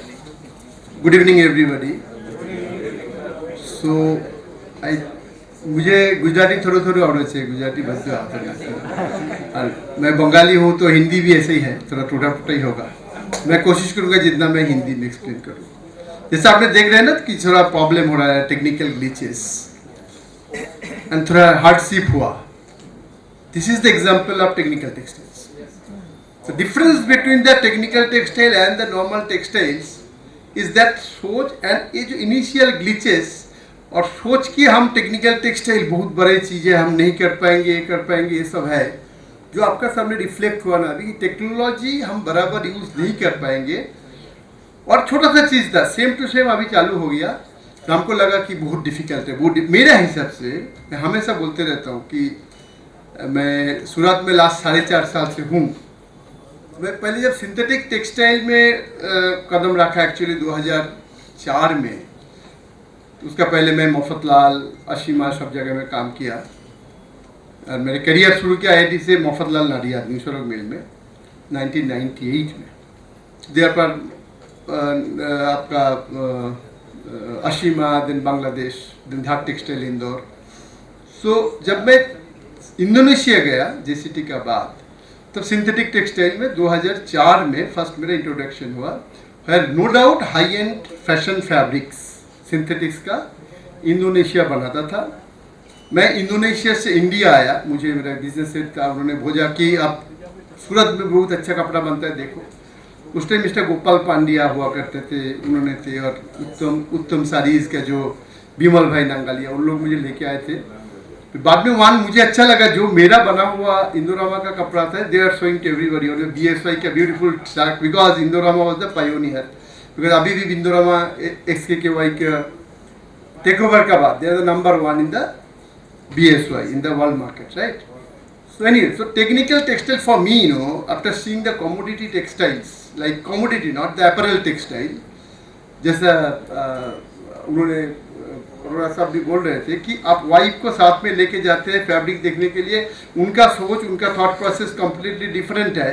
और उनको खुश करने के लिए जो कपड़ा बनाना है वो बहुत ज़्यादा डिफिकल्ट है. उससे टेक्निकल टेक्सटाइल में ना आपको सेट का बराबर देखना है, ना सेंटर सिल्वेस देखना है, ना स्टिक्स देखना है. ओनली टेक्निकल परफॉर्मेंस चाहिए. और टेक्निकल परफॉर्मेंस देखने के लिए आपको रॉ मटेरियल एंड टेक्निकलिटीज जरूरी है. So anyway, the present scenario, so let us come to the topic. It is difficult because everybody is hungry for dinner and people will be waiting for that. that's the pain of the last speaker, and that is also a technical subject, like the technical glitches. पर मैं कोशिश करूंगा जितना simply मैं समझा सकता कि अभी देखिए जब इंडिया का जो सेकेंड लार्जेस्ट प्रोड्यूसर एंड हम लोग मोस्टली कमोडिटी टेक्सटाइल्स में, तो एक जर्नी है जैसे यहाँ पे ना China to India, India to Africa. तो पहले यूरोप में शुरू हुआ था टेक्सटाइल, यूरोप ने पैसा कमा लिया, उनका पॉल्यूशन कम करने के लिए उसको इंडिया चाइना में धक्का दे दिया, इंडिया चाइना अभी फिर अफ्रीका में करेगा, अफ्रीका से फिर जाके घूम के आ जाएगा। तो एक्चुअली क्या है ना, जो textile industry India almost 14% of the GDP India का टेक्सटाइल से आता है। And this market itself is so big, there is tremendous potential for the technical textile. तो country consumption of technical textile India only 3%, nothing. Huge consumption can be done. जो Europe में technical textile की usage है, हमारा internal captive consumption इतना हो सकता है। और जो भी बहुत सारी चिप चीज़, जैसा आशीष भाई ने भी बोला, पहले अम्ब्रेला का कपड़ा भी बाहर से आता था, रेनवेयर का कपड़ा भी बाहर से, अभी भी आता है, काफ़ी आता है, जो अंडर इन्वेस्ट होके भी आता है अभी। तो इसको ही हम बराबर फोकस करें। एज स्पोर्ट्स टेक्सटाइल ये सब का मैं बताऊंगा, इतना ह्यूज मार्केट है, तो काफ़ी कितना करोड़ों आदमी का ये हो सकता। बट अगेन एक चीज़ है, कोई भी स्ट्रेस्ड वर्कर, मैं हमेशा ही सोचता हूँ, मैं भी ऑपरेशन में 10 साल से हूँ, कोई भी आदमी स्ट्रेस्ड होके पसीना निकाल के, जो गैस चैम्बर जैसे फैक्ट्री में काम करके, जिसका living is so poor, they can not think about good quality of fabric, neither they can their give their heart to the product to make a world class. Surat में वो चीज़ है, आप लोग को मालूम है, बिकॉज फास्ट ना खुद का गर्मी में घुस के हमको देखना चाहिए कि हमारा कमियाँ क्या है। छुपा के फायदा नहीं है, क्योंकि जो हमको सुधार चाहिए वो सुधार करना है। इसीलिए मेरे प्रेजेंटेशन में नॉट ओनली टेक्सटाइल को इम्प्रूव करने, ग्लोबल टेक्सटाइल सिनेरियो में हमको आगे बढ़ने के लिए क्या क्या करना पड़ेगा, हमको इन्वायरमेंट का सोचना पड़ेगा। क्योंकि कोई ब्रांड कितना भी सस्ता दे दे, आपके पास आएगा ही नहीं जब उसका कॉम्प्लायंस आप मीट नहीं करेंगे। तो आपका कंटिन्यूअल इम्प्रूवमेंट प्लान तो नहीं देखेगा तो कभी आपको ऑर्डर नहीं देगा। तो आजकल का business is more on sustainability and your global carbon footprint, ये सब के ऊपर है। तो न्यू जनरेशन जो सूरत में काफ़ी यंग लोग को भी मिला, उनका ये डायरेक्शन है। But in the border line, इधर जाऊँ कि इधर जाऊँ, कमोडिटी में पैसा है, इजी पैसा है, 6 महीने में प्लान लगा के पैसा आ जाएगा। टेक्निकल टेक्सटाइल ना थोड़ा हाथी का बच्चा है, तो 10 साल में एक आता है, धरती को मालूम पड़ता है ये बच्चा गिरा।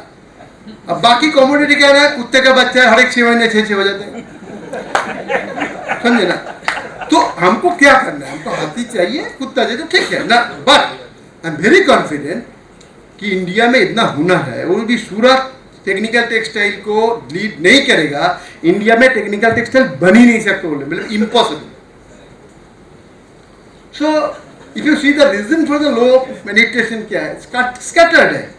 एक्चुअली क्या होना चाहिए, जो इंडस्ट्रियल पार्क होगा ना, specific technical textile based park होना चाहिए।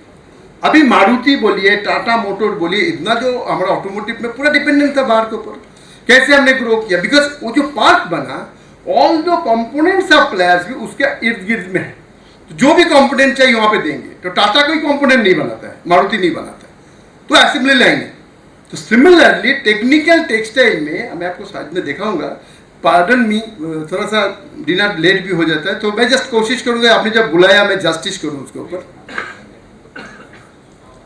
Now there limited number of manufacturer. अभी इंडिया में गिने चुने टेक्निकल टेक्सटाइल मैन्युफैक्चरर, और टेक्निकल टेक्सटाइल हवा इतना बड़ा है, जबकि कोई उसका कोई अहमियत नहीं। अभी सबसे मैं मिला, ही वाज इन निट्रा मंत्रा, इतना दिन से देखा है। तो टेक्निकल टेक्सटाइल गुब्बारा बड़ा बना के रख दिया, उसमें entry barrier, mental entry barrier बहुत ज्यादा हो गया। एक बड़ा कंपनी है, नाम नहीं बोलूंगा, मैसूर था, लोकल मशीन लेके ओनली गुड टेस्टिंग फैसिलिटी और final finish calendering, imported beautiful 5 crore का कैलेंडर लगा के इतना बड़ा टेक्निकल प्रोडक्ट बना। बट एवरीथिंग, जिगर से लेके जेट से लेके आपका स्टेंटर सब लोकल। तो बाहर से बहुत नाम सुनते देखते, मैं तो अंदर झका हुआ, और सब प्रोडक्ट में खुद बनाया, डेवलपमेंट खुद किया। तो नहीं, so these are the major product. India में क्या बनता है, जो भी जियो टेक्सटाइल बनता है, जो स्टार्टअप बनाता है, लागेज आप सूरत का बाजू बाजू में बहुत है, एक भी मैंने बहुत कम लागेज फैक्ट्री में देखा जिसके बाद वाटर रिपेलेंट मेजरमेंट का भी इंस्ट्रूमेंट, मतलब कपड़ा ऊपर से डाल देता हूँ, जब सस्ता में देते हैं सब बिक जाता है हमारा, तो कपड़ा में पानी अंदर नहीं जाता, ऐसे बोलता है। बट जब भी आप यही लागेज आप नाइलॉन 6 का जो कॉर्डो का लगेज बनाएंगे और केबलर का लगेज बनाएंगे जो डिफेंस में भी यूज होता है, उसके ऊपर बराबर कोटिंग करेंगे, लेमिनेशन करेंगे, वो कम से कम उससे कम से 50 टाइम्स आपको वैल्यू अर्निंग करेगा। तो आपको क्या बनाना है, तो ना रेगुलर लगेज इज ओके, उसका साइड में एटलीस्ट 10-20% ट्राई करके हाई एंड में बनाने का। बट जब इजी मनी मिल जाता है ना, तो टफ काम में कोई किसी का दिलचस्पी नहीं रहता है, दैट्स अ प्रॉब्लम। ये हमारे लिए सबके लिए है वो। तो ना ये हमारा रेगुलर जो प्रोडक्ट इंडिया में ये सब चल रहा है, लो एंड रेनवेयर अभी जो भी बनता है इंडिया में ना, हाई एंड रेनवेयर जो है एकदम वेरी वेरी फाइन फैब्रिक यानी नहीं बनता है 50 डेरिया 144 फिलामेंट यान। मेरा अनुभव है, मैं जेसीटी में प्लांट जो लगाया था 2007 में, फर्स्ट टाइम इंडिया में वुमेन स्पोर्ट्स टेक्सटाइल, एंड वो प्लांट में मेरा फर्स्ट ऑर्डर 35 लाख मीटर का मुझे 2007 दिसंबर में मिला था, जिसमें ग्वाल का जितना बड़ा फुटबॉल क्लब है सबका वार्म अप जैकेट एंड उसका ट्राउजर 35 लाख मीटर 2 क्वालिटी का मिला था, PHB आइंडोवेन हो, मिलानो, ये सब। तो उसमें यार्न डेवलपमेंट करने के लिए उसका रिलायंस जैसा कंपनी में 1 साल हमारा वेस्ट किया था, और वो भी कौन सा यार्न 75-72 SIM। सूरत में ट्विस्टेड चलता है, सब चलता है, रोटो चलता है, तो इंटरमिंगलिंग नॉट खुलने के बाद प्रोसेस में खुलना चाहिए, फिश आई इफेक्ट नहीं आना चाहिए। उसके लिए जो टॉर्क है ना उसका इंटरमिंगलिंग नॉट्स का, वो सेट करने में इतना टाइम लग गया। देन 50 दिन या 144 फिलामेंट का मैं ऑर्डर दिया था, तो रिलायंस का बहुत सपोर्ट था मेरा ऊपर। उन्होंने एक ही चीज बोलते, बंदोबस्त जी आप 150 टन ऑर्डर देते हैं, सूरत में तो 1,500 टन का आदमी पीछे हमारा खड़ा रहता है हमारे सामने, बट आपको क्यों देता है, आप वैल्यूएबल फीडबैक देते हो जो हमारा प्रोडक्ट इंप्रूव करता है। तो उसमें जब 50-140 ईयर फर्स्ट 5 टन ऑर्डर उन्होंने दिया था, सेकेंड 5 टन ऑर्डर जब दिया 2.5 टन करने का बाद मुझे बोला 14 टन मेरा वेस्ट जनरेशन हो गया, तो हम नहीं कर सकते। जबकि वो 50-144 हेंगली बहुत अच्छा यान बनाता है, काफी सस्ता भी है। श्योसांग जो ह्योसांग बोलते हैं वो भी काफ़ी बनाते हैं, वहाँ से लेते थे, बाद में चाइना से काफ़ी अच्छा क्वालिटी हो। तो ये 50-144 तो वहाँ पर ऑलमोस्ट लाइक कमोडिटी हो गया। 20 दिन या 24 फिलामेंट FDY जो नाइकी और एडिडास का जैकेट देंगे जो हाथ से पकड़ सकता है, वो चाहिए, जिसमें आपको कोटिंग लेमिनेशन की जरूरत भी नहीं है। उसके हेवी कैलेंडरिंग करेंगे ना, हाथ में आएगा, बाउंसी एकदम वेरी फाइन रेन बनेगा। तो इंडिया में इसको बनाने के लिए लूम है, वाटर जेट में चल जाएगा, बट वीविंग प्रिपरेटरी इंडिया का सबसे कमियां है कि वीविंग प्रिपरेटरी। अब सूरत में भी देखेंगे जिसका भी है, मुझे मालूम है कि उसका कौन सा साइज होता है, बट किसी का पास भी वो हाई एंड लो टेंशन वाला वार्पिंग साइजिंग बीमिंग नहीं है। वीविंग हम प्रोसेसिंग में बोलते हैं, जो if good preparatory is done 90% dyeing is done. Weaving में भी आपको वीविंग प्रिपरेटरी बराबर हो गया तो 90% वीविंग हो गया। और मेन प्रॉब्लम हम वीविंग प्रिपरेटरी, वो मशीन के एक्सपेंसिव है, मशीन आपको आने में टाइम लगेगा, और बहुत इंडिया में फ्रेश नया मशीन सुडोकोमा का देखेंगे काल में आके शायद किसी का पास भी नहीं है, सेकेंड हैंड सब लेके आता है इधर से। वो बन गया ना तो आपको कपड़ा स्ट्रिक्स फ्री कपड़ा लो टेंशन में बनना बहुत इंपॉर्टेंट है।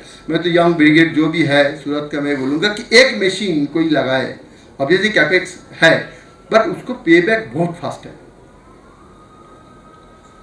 Now the technical textile, so what is myth? The big myth क्या technical textile? What is the technical textile? The same yarn में भी weaving, same weaving you will be doing. Weaving preparatory में मैं बोला weaving preparatory में आपको क्या करना पड़ेगा, everywhere tension control करना पड़ेगा, और सेम वीविंग करेंगे, सेम निटिंग करेंगे, सेम प्रोसेसिंग करेंगे, और कोटिंग लेमिनेशन पे ऐड करेंगे। यस, हाई एंड कोटिंग करना है तो रिसर्च करना पड़ेगा। कोई रेडीमेड पॉलीमर नहीं मिलता है, जिसके ऊपर मैं बहुत रिसर्च करके बहुत पॉलीमर कॉम्बिनेशन करके कैसे बनाना है, कैसे इन्फ्लेटेबल बनेगा, कैसे उसके ऊपर ये बनेगा आपका जो पैराग्लाइडिंग का फैब्रिक बनेगा, ये सब बहुत सारी चीज उसके ऊपर टेक्निकल नो हाउ बहुत इंपॉर्टेंट है, रिसर्च करना पड़ेगा। रेडीमेड नहीं मिलता है, आपका टीम को डेवलप करना पड़ेगा। ऐसा भी हुआ कि 12-14 टेक्निकल ट्रेनिंग को हम लेके गए ये फ्रैंकफर्ट टेक्सटाइल में, जिसमें नेक्स्ट ईयर में 2-4 छोड़ भी दिया। सबका एक्सपीरियंस 2-3-5 साल हमने छोड़ के बोल देते थे डिफरेंट सेगमेंट देके तुम लोग सीख के आओ, उधर से नया प्रोडक्ट डेवलपमेंट करो। तो बीटेक एमटेक स्टूडेंट्स लेके करते। बट सूरत में मैं देखता हूँ, जब मेरा इंडस्ट्री है सूरत में टेक्सटाइल में, मेरा इंडस्ट्री क्यों बोलो, मैं टेक्सटाइल का मैं खाता हूँ, सेक्टर में सोता हूँ, सेक्टर में रहता हूँ, तो इसमें आप देखेंगे तो आपका बीटेक डिप्लोमा कितने मिलेगा देखिएगा, बीटेक एमटेक तो दूर का बात है। दूसरा, मैं जो बहुत सारे ओनर को जो मैं बात बोलता हूँ, बोलता बेन जी हमारा तो 40 पैसा का मार्जिन है, अभी वो टेक्निकल में लेता हूँ, वो 1 साल बाद छोड़ के चला जाता है, फिर दूसरे को दे देता है। बट मैं एक चीज बोलता हूँ, आप जब दरवाजा बंद रखेंगे आपका बाहर अंदर से बाहर नहीं जाएगा, बाहर से अंदर भी तो नहीं आएगा ना। तो हमारा एक चीज है कि you have to make a collaborative approach, India first, Surat first, then India first. हम लोग अकेला बंद करके कोई भी इतना ओपन वर्ल्ड में हम आगे बढ़ ही नहीं सकते। तो same processing, lamination and etcetera we can do much better. You have to take good technical hands. आप देखिए सूरत जैसा टेक्सटाइल हब में एक कॉलेज था सार्वजनिक, वो भी बंद हो गया। आप टेक्निकल टेक्सटाइल ग्रो करना है, एक आपका टेक्सटाइल जिसमें मैं तो बोलता हूँ every week I can give a free lecture कि हमारा इंडिया में हमारा कोई भाई बहन कोई बच्चे का ट्रेनिंग हो सीखे है क्या, कुछ तो बहुत चीज, पर वो कॉलेज बंद हो गया सूरत में। और बंगाल में 3 अच्छा 3 या बाकी अभी ऐड हुआ जिसमें इंडस्ट्री बहुत कम है, तो लोग आता है। बट होम ग्रोन आदमी, यहाँ का इंडस्ट्री एकेडमिया कनेक्शन जब तक नहीं होगा, इंडिया का टेक्निकल ग्रोथ नहीं हो सकता।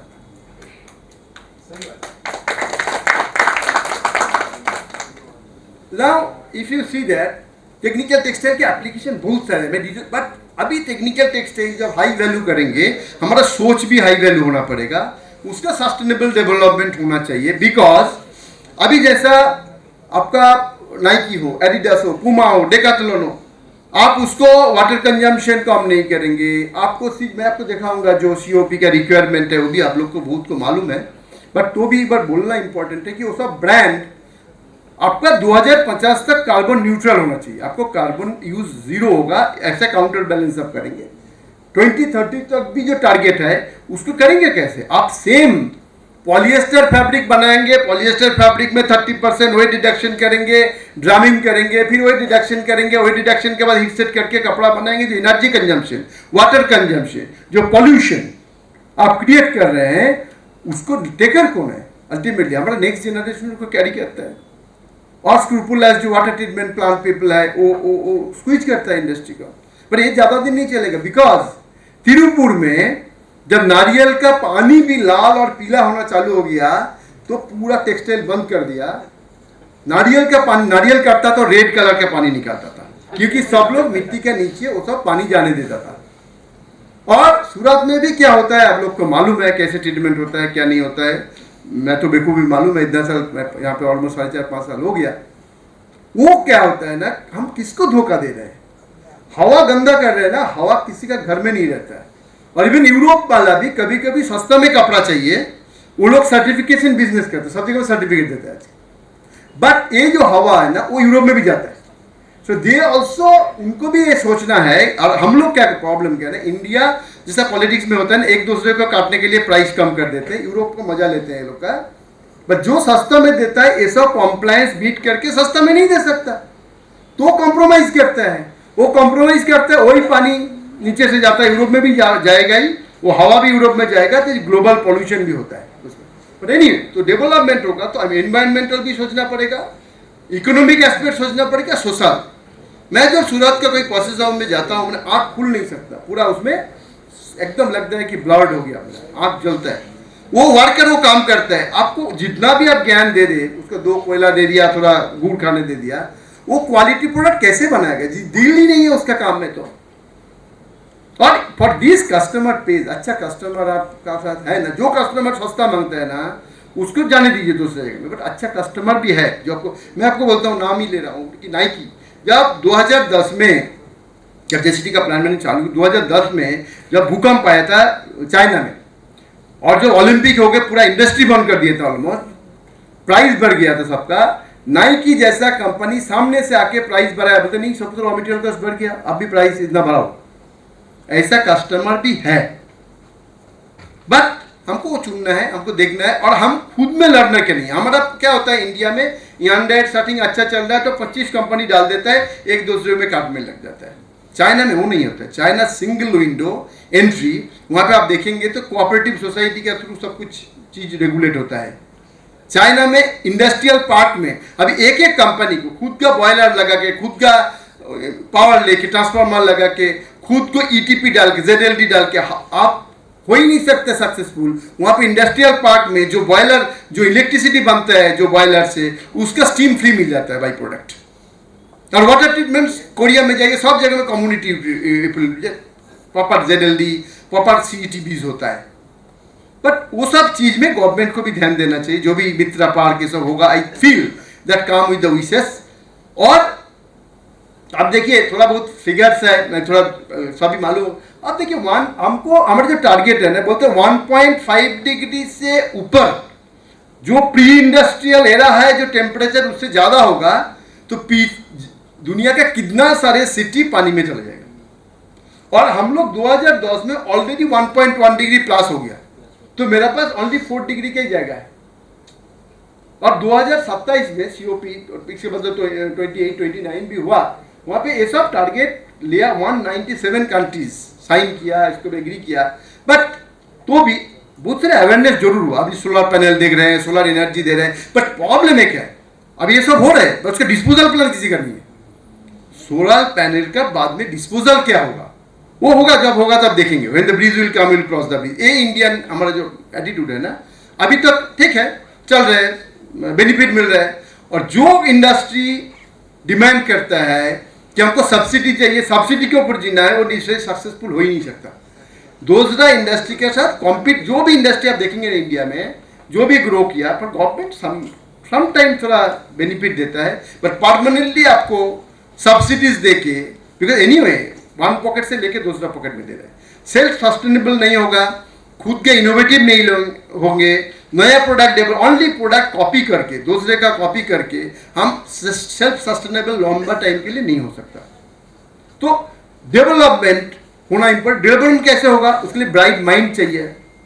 आप कोई भी आपका कोई भी TRS देखिए, आज के दिन में पुराना जमाना का मंत्रा, पुराना जमाना का आर्टिरा, बिट्रा, सिट्रा, निट्रा, अभी के जो पॉपुलेशन है देखिए, जो इंडस्ट्री फेल्यूर्स है, ये नहीं काम करना चाहते, वो बच जाता है। पहले जमाने में बिट्रा, निट्रा, सिट्रा, मंत्रा टेक्नोलॉजी प्रोवाइडर, सॉल्यूशन प्रोवाइडर था। इतना बड़े बड़े नाम वहाँ पे काम करते थे, उनका बुकलेट इंडस्ट्री में इतना काम में होता है। आज के दिन में वो जमाना नहीं है। और तो अभी एनीवे, सो अभी जो 2030 तक अब 45% एमिशन कम करना है, कैसे करेंगे, क्या एक्शन है हमारा? सूरत इंडस्ट्री इसके लिए रेडी है क्या कर रहे हैं हम लोग? This is like anyway, this are the questions.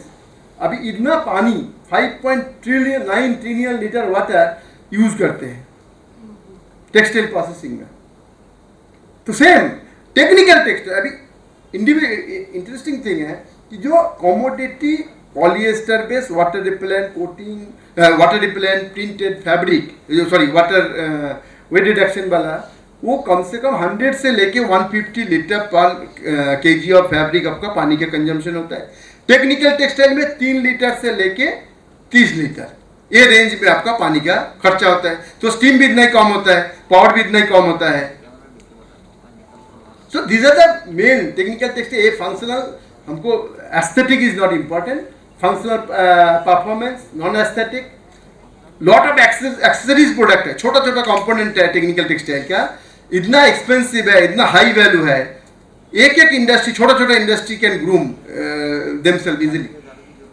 तो सीधे जनरल आप देखते होंगे इस तरह के प्रोडक्ट में, आप इंडिया में आप फोकस करके एकदम माइक्रोस्कोप लेके देखना पड़ेगा कितना कंपनी है हर एक एरिया में। लीडर है ही नहीं, because big houses are not there in the technical textile. क्यों नहीं है? उसका थोड़ा वेल्सपन है, वेल्सपन फ्लोरिंग ये सब, बट वो भी सब लो एंड प्रोडक्ट है, स्टार्टा है इधर। तो जो मैं आपको बोल रहा हूं, तो फेयर अपॉर्चुनिटीज लाइज, जो टॉपिक था मेन, यह है कि जब तक सूरत इसको डिलीवर उसमें इन्वॉल्व नहीं होगा, सूरत एक सेगमेंट में ग्रो नहीं करेगा, दिलचस्पी नहीं होगा, वेरी डिफिकल्ट इंडिया।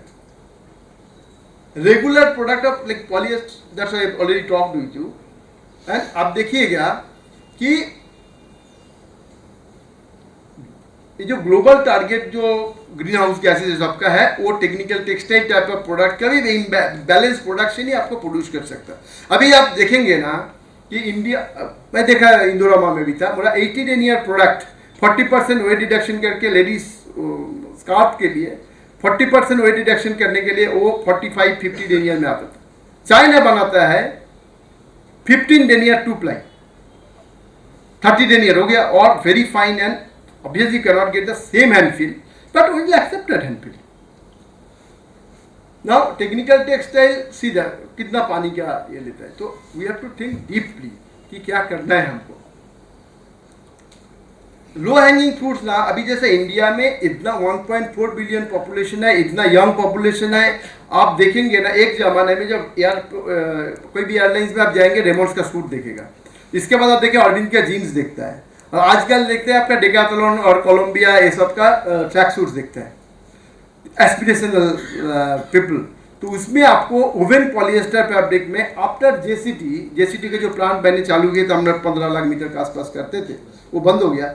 इसके बाद 2 और 1.5 प्लांट है जिसका रिक्वायरमेंट है टोटल, मैं आपको दिखाऊंगा कि approximately 300 million metre only sportswear का चाहिए, जिसमें इंडिया में 14-15 मिलियन मीटर से ज़्यादा है नहीं।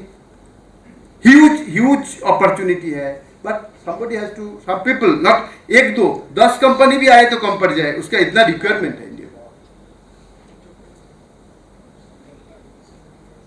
ना। अभी देखिए ये भी स्पोर्ट्स टेक का ही पार्ट है। अभी बताइए इंडिया में कोई सोचता भी नहीं है कि हम बनाएंगे ये जो पैरासूट बोलता है, एस्ट्रोटा, बेलून, ये सब भी प्रोडक्ट है जो स्पोर्ट्स टेक्सटाइल का पार्ट है। हमने बनाया है इसको, पर्सनली हमने भी बनाया, बट इंडिया में कितना कंपनी बनाता है, कोई सोचता भी नहीं। इसकी ह्यूज पोटेंशियल है इस सब का। यूरोप में जाएंगे, लेह लद्दाख, जहाँ पे आप जाते हैं, मनाली, आप देखेंगे कि पैराग्लाइडिंग है, सब बाहर से आता है कपड़ा। There is a technique involve, 3 layer fabric है, उसका बायस डिलोंगेशन है, टेक्निकलिटीज है, जो आपको फिर हाई एंड टेक्निकल आदमी को रखना पड़ेगा। अच्छे इंडस्ट्री के अच्छे जैसा IITs है, TRS के साथ कोलाबोरेशन करना पड़ेगा, पॉलीमर कंपोजिशन देखना पड़ेगा, उसके फैब्रिक का कंस्ट्रक्शन देखना पड़ेगा। तो there are the things. Now luggage fabric जैसा आपको बोला, अभी यहाँ पे बनता है सभी, पर नाइलॉन 6 के जो लगेज है, पॉलीएरामाइड के जो लगेज है, जो मिलिट्री का बैकपैक है, गुड क्वालिटी, उसका डुप्लीकेट बहुत बनता है इंडिया में। कौन कौन बनाता है मुझे मालूम भी है, बट जो प्रॉपर बनाना है उसके लिए आपको नाइलॉन 6 गुड क्वालिटी नाइलॉन 6, उसका टेनासिटी, उसका वाटर परमेएबिलिटी, डिफरेंट सोच चाहिए उसके लिए। नाउ द टेक्निकल टेक्सटाइल ना, एक मूवी था जो इसमें विद्या बालन का, जिसमें बोलता है कि एंटरटेनमेंट, और टेक्निकल टेक्सटाइल में testing, everywhere you have to do testing, yarn you have to testing. आप बिलीव में, हमने डुपॉन्ट का केवलर यार्न, कितना रिनाउंड यार्न है, हम कितना बार रिजेक्ट किया, वो एक्सेप्ट भी किया। थोड़ा भी फिलामेंटेशन हो गया, थोड़ा भी tensile, because bullet proof jacket में एक B50 टेस्ट है, वो फिलामेंटेशन थोड़ा भी हो गया फेल हो जाएगा। तो अभी हम तो आंख बंद के, रिलायंस का यान है, वो आंख बंद कर ले लेते, क्योंकि रिलायंस को चैलेंज कर ही नहीं सकते, आप प्रूफ भी नहीं कर सकते। तो टेक्निकल टेक्सटाइल में लिटिल लूम टेंसाइल स्ट्रेंथ, जो पैरामीटर, जो टेंसाइल प्रॉपर्टी, जहाँ वीविंग पेपेट्री में बहुत इंपॉर्टेंट है, उसको हम कंट्रोल करेंगे तो ऑटोमेटिकली अच्छा प्रोडक्ट बनेगा।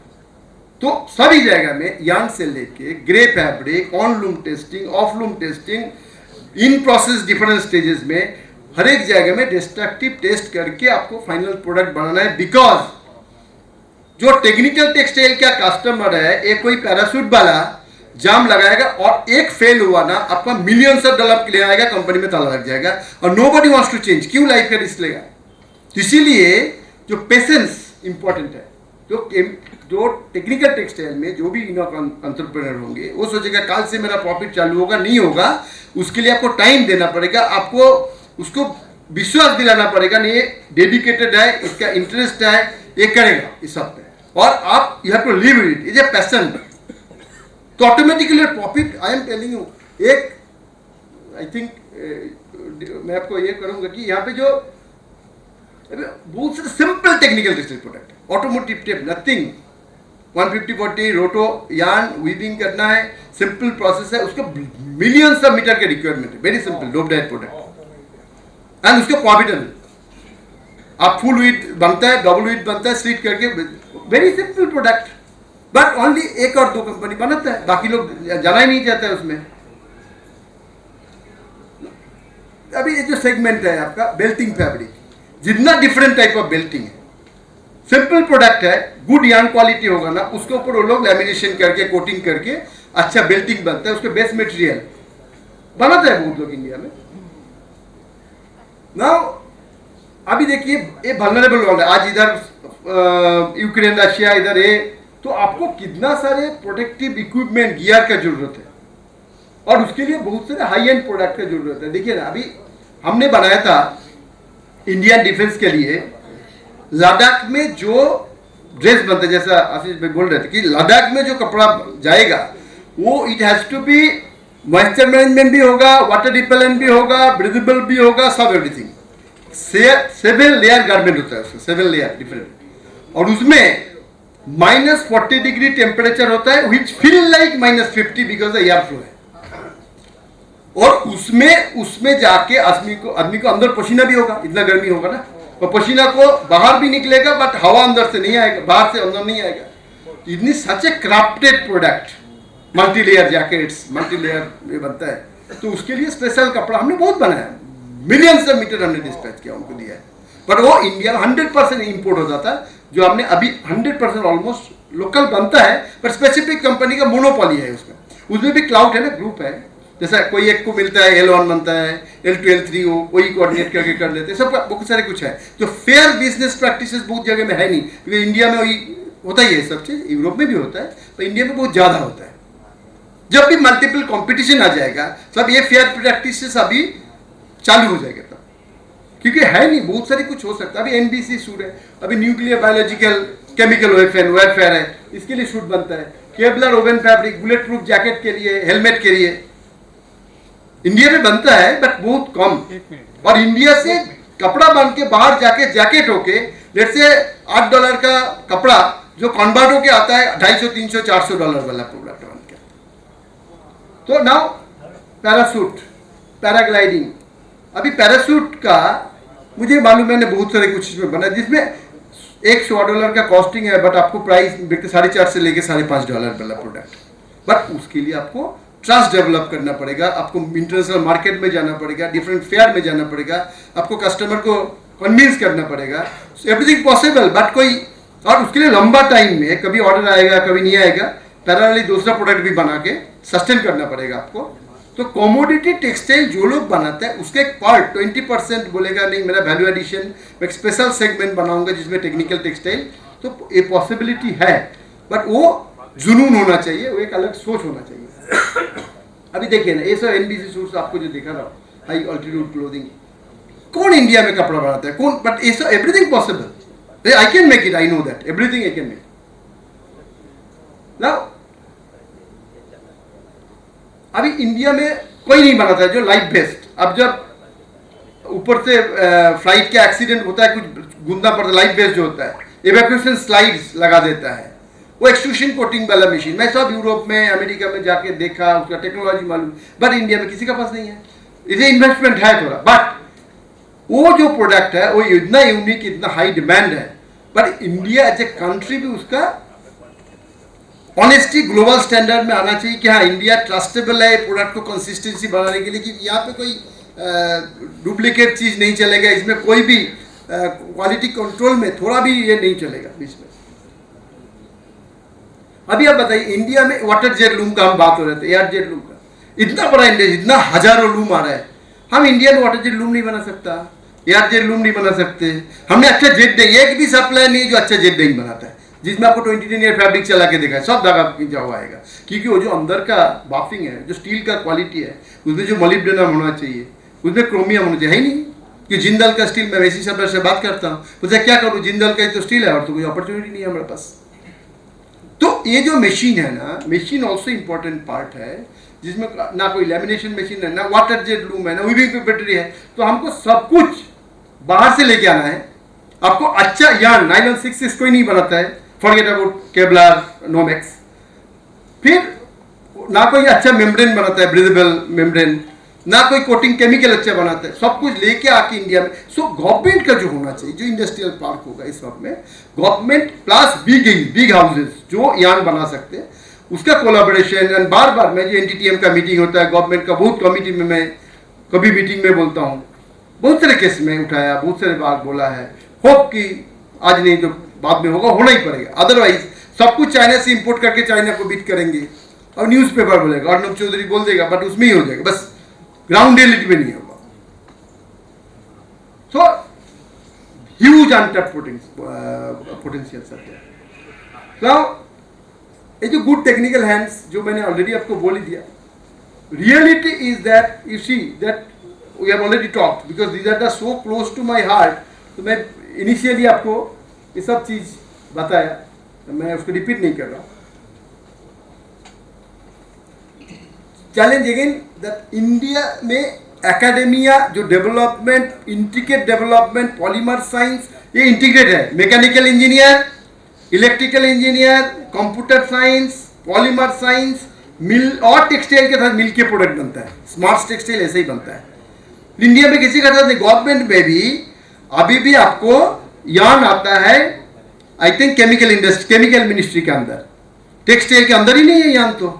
और दोनों में रेट टिपिज्म इतना है, वो दोनों का साथ कोलैबोरेशन नहीं है ठीक से। हो सकती है इंप्रूवमेंट हो रहे होगा, but how yarn can be under chemical ministry, not under textile. Mundra ji तो जानते होंगे इसमें जो भी पापड़ बेलते हैं इसमें ना।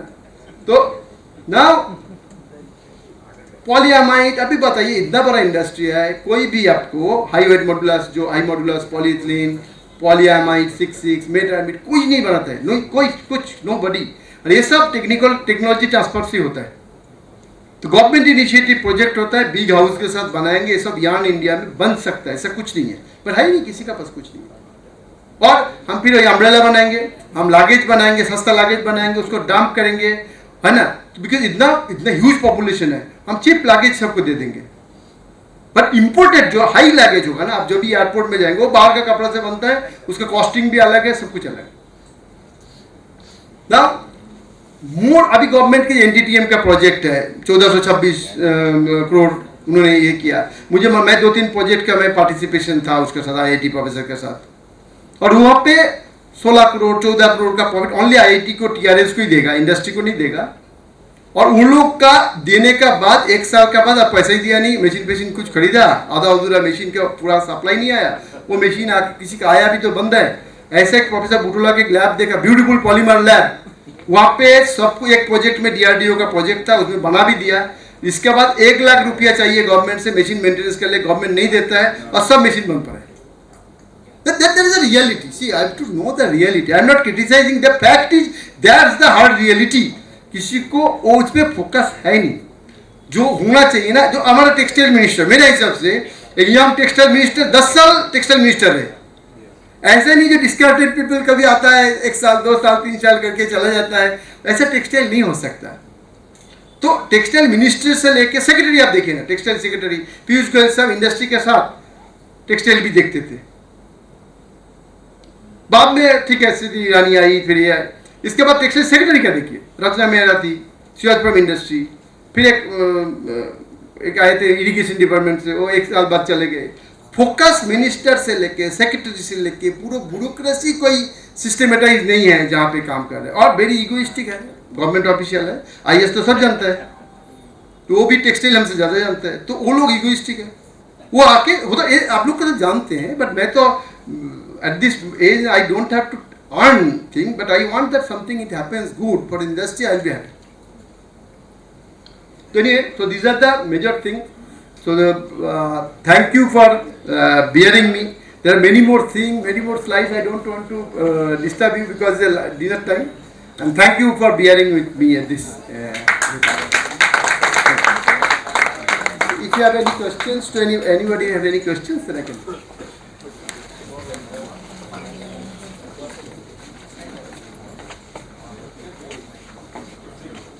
બહુ સિલેક્ટિવ ક્વેશ્ચન આન્સર રાખીએ કારણ કે સમય ઓછો છે. પછીથી અગત્યની બીજી એક જાહેરાત કરવી છે અને બહુ થોડોક જ સમય લેવાના છે, તો કૃપા કરીને છોડી ન જતા, થોડીક વાર રાહ જોઈને બેસવા વિનંતી. Thank you.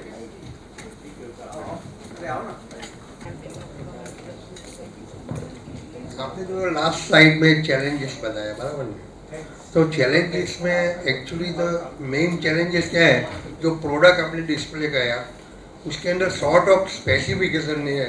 अपने पास इंडिया में हम किसी को भी टेक्निकल टेक्सटाइल में जाने का है तो स्पेसिफिकेशन का अपने पास डेटा ही नहीं है सर, और उसके लिए लेबोरेटरी का सपोर्ट चाहिए उसको प्रोडक्ट को वो प्रोडक्ट टारगेट प्रोडक्ट को अचीव करने के लिए.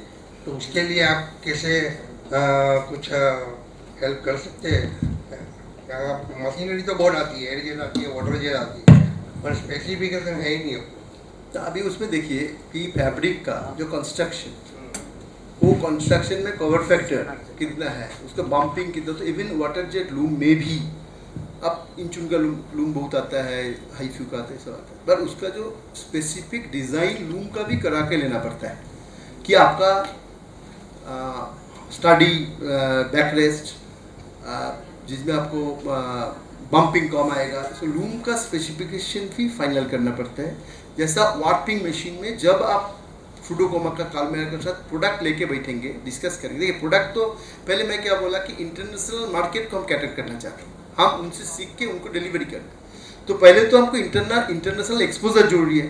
आप टेक्सटाइल जाएंगे, different type of technical textile का सेमिनार होता है, सैंपल लेना है, और वो सैंपल एटलीस्ट एक सोच होना चाहिए. तो बिन सप्लायर का भी दिखाएंगे कि ये प्रोडक्ट बना है. बट हम लोग इंडिया में जिसमें आपको 7 डेनियर 8 डेनियर 10 डेनियर प्रोडक्ट बनाएंगे, उसमें भी 150 डेनियर प्रोडक्ट बनाएंगे, नहीं चलेगा. हमारे लिए क्या है ना, हम एक मशीन खरीद के उसमें हम सोचते हैं कि अंडरवेयर भी करेंगे, डेनिम भी बनाएंगे, तो वो टेक्निकल टेक्सटाइल नहीं होता है. तो स्पेसिफिक प्रोडक्ट में फोकस करना है, और उसका साथ आपको सप्लायर, अच्छा सप्लायर से बात करना पड़ेगा. क्योंकि मैं यहाँ पे से बोलता हूँ, देखिए सुडोकोमा एक ब्रांड है.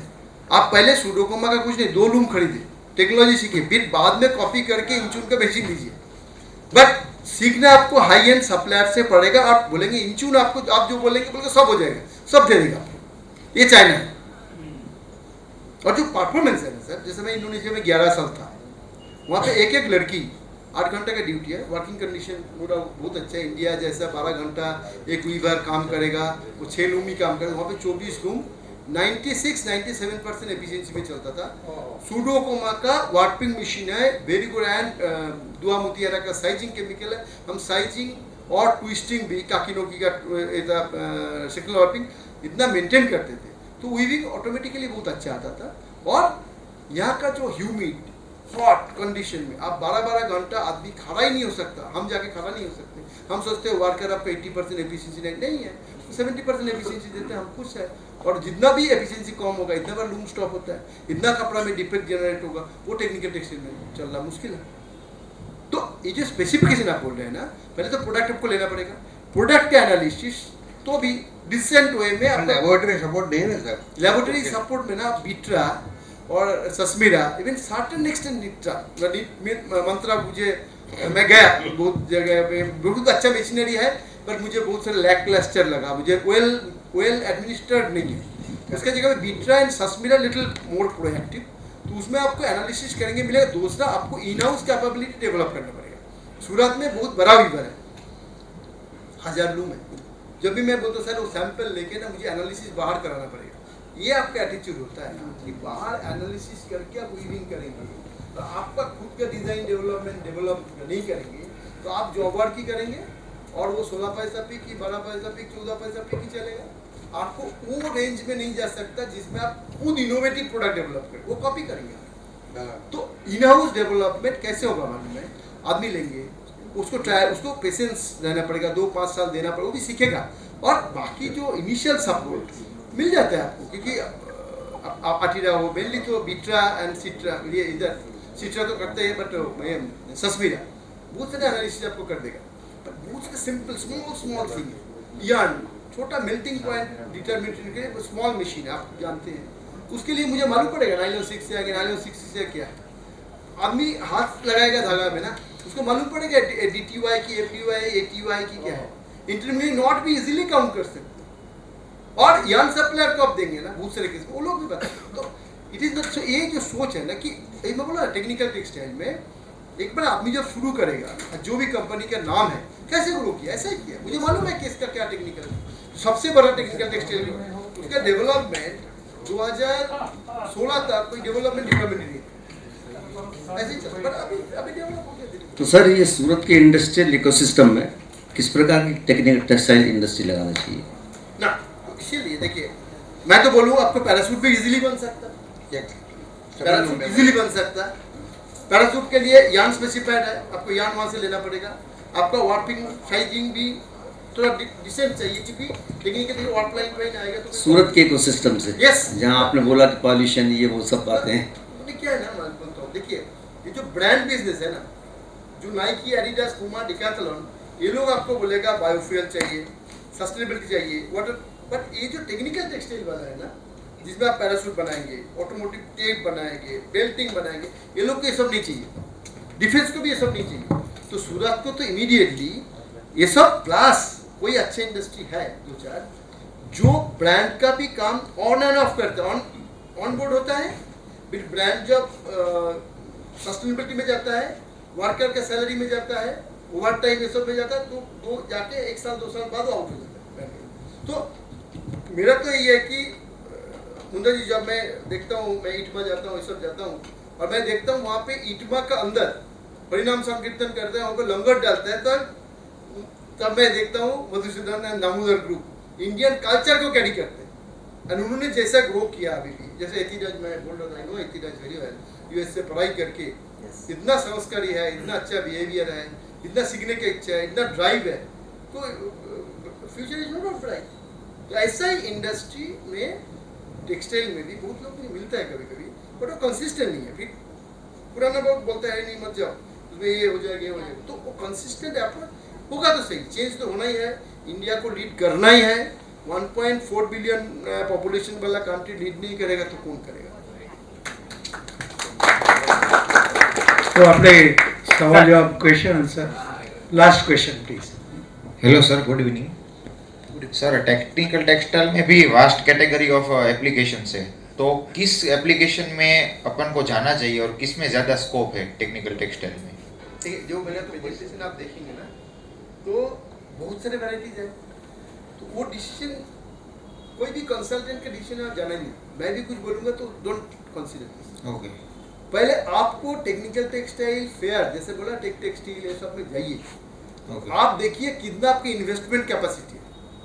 आप 60 करोड़ 100 करोड़ की कैपेसिटी है, बहुत अच्छा टेक्निकल टेक्सटाइल प्रोडक्ट आप ये डाल सकते हैं। आपका लैंड है ना, बिल्डिंग बना लेंगे तो ये 100 करोड़ तो बहुत अच्छा प्रोडक्ट बन जाएगा, 50-60 करोड़ में बन जाएगा, बहुत अच्छा प्रोडक्ट बनेगा। बट उसके लिए जो क्या बनाना है ना, आपको सिंगल प्रोडक्ट नहीं बनाना है, क्योंकि जैसा पैराशूट सब में टाइम लगेगा, 2 साल लगेगा, तब तक इजी भी है, इजी प्रोडक्ट भी है। जैसे ब्रांड आपको पहले जो प्लांट स्टोरेंगे ना, बहुत लोग बोलेगा कि अभी पहले ही सोचने का हम बनाओगे ना ब्रिकेट से ही प्लांट चलेगा, तो आपको ब्रांड जो गारमेंट ब्रांड है वो आपको ऑर्डर देगा, तो आप गारमेंट उसमें चालू कर सकते जो ब्रांड का गारमेंट है। आज ढूंढता है, मैं आज नाम नहीं ले सकता, फैमिली में बैठ के डेयर कंपनी है, डेयरी कंपनी चलता है, 14 मैं बोला 14 मिलियन 250-300 मिलियन का रिक्वायरमेंट है, 14 मिलियन बनता नहीं, वो भी ठीक से नहीं बनता है बराबर। तो आपको पहले आपको खुद को डिसीजन लेना, कुछ भी आप मुझे पर्सनली बात कर सकते, कभी भी कोई गाइडेंस आपको एक बॉलपार्क फिगर दे दूंगा, डिसीजन आपको लेना पड़ेगा। હવે આપણે છેલ્લી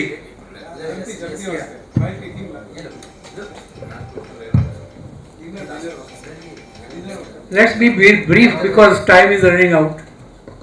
Hello sir.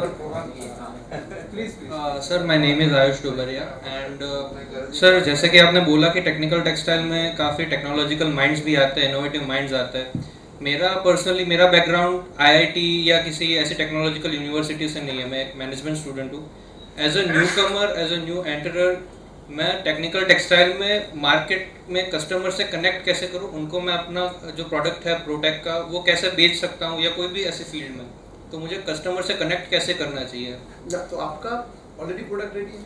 नहीं, रेडी नहीं है। मैं 7-8 महीने से रिसर्च कर रहा हूँ, मैं टेक्नोलॉजिकल बैकग्राउंड से नहीं हूँ, लेकिन मैं खुद अपने रिसोर्सेज से मैं रिसर्च कर रहा हूँ और एक डेवलपमेंट में हूँ अभी।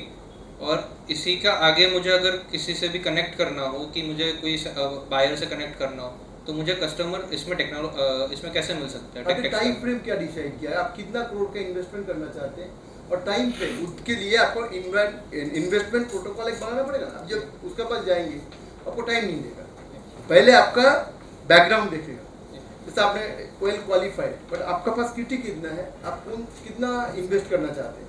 और इन्वेस्टमेंट ऑब्वियसली कोई टेक्निकल आदमी के साथ टाई अप करना पड़ेगा। जैसे मैं आपको कोई अच्छा कस्टमर के साथ मिला सकता, बट मिलाने के बाद क्या है, वो बोलेगा किसके लिए मिलूंगा, what is on your plate to offer.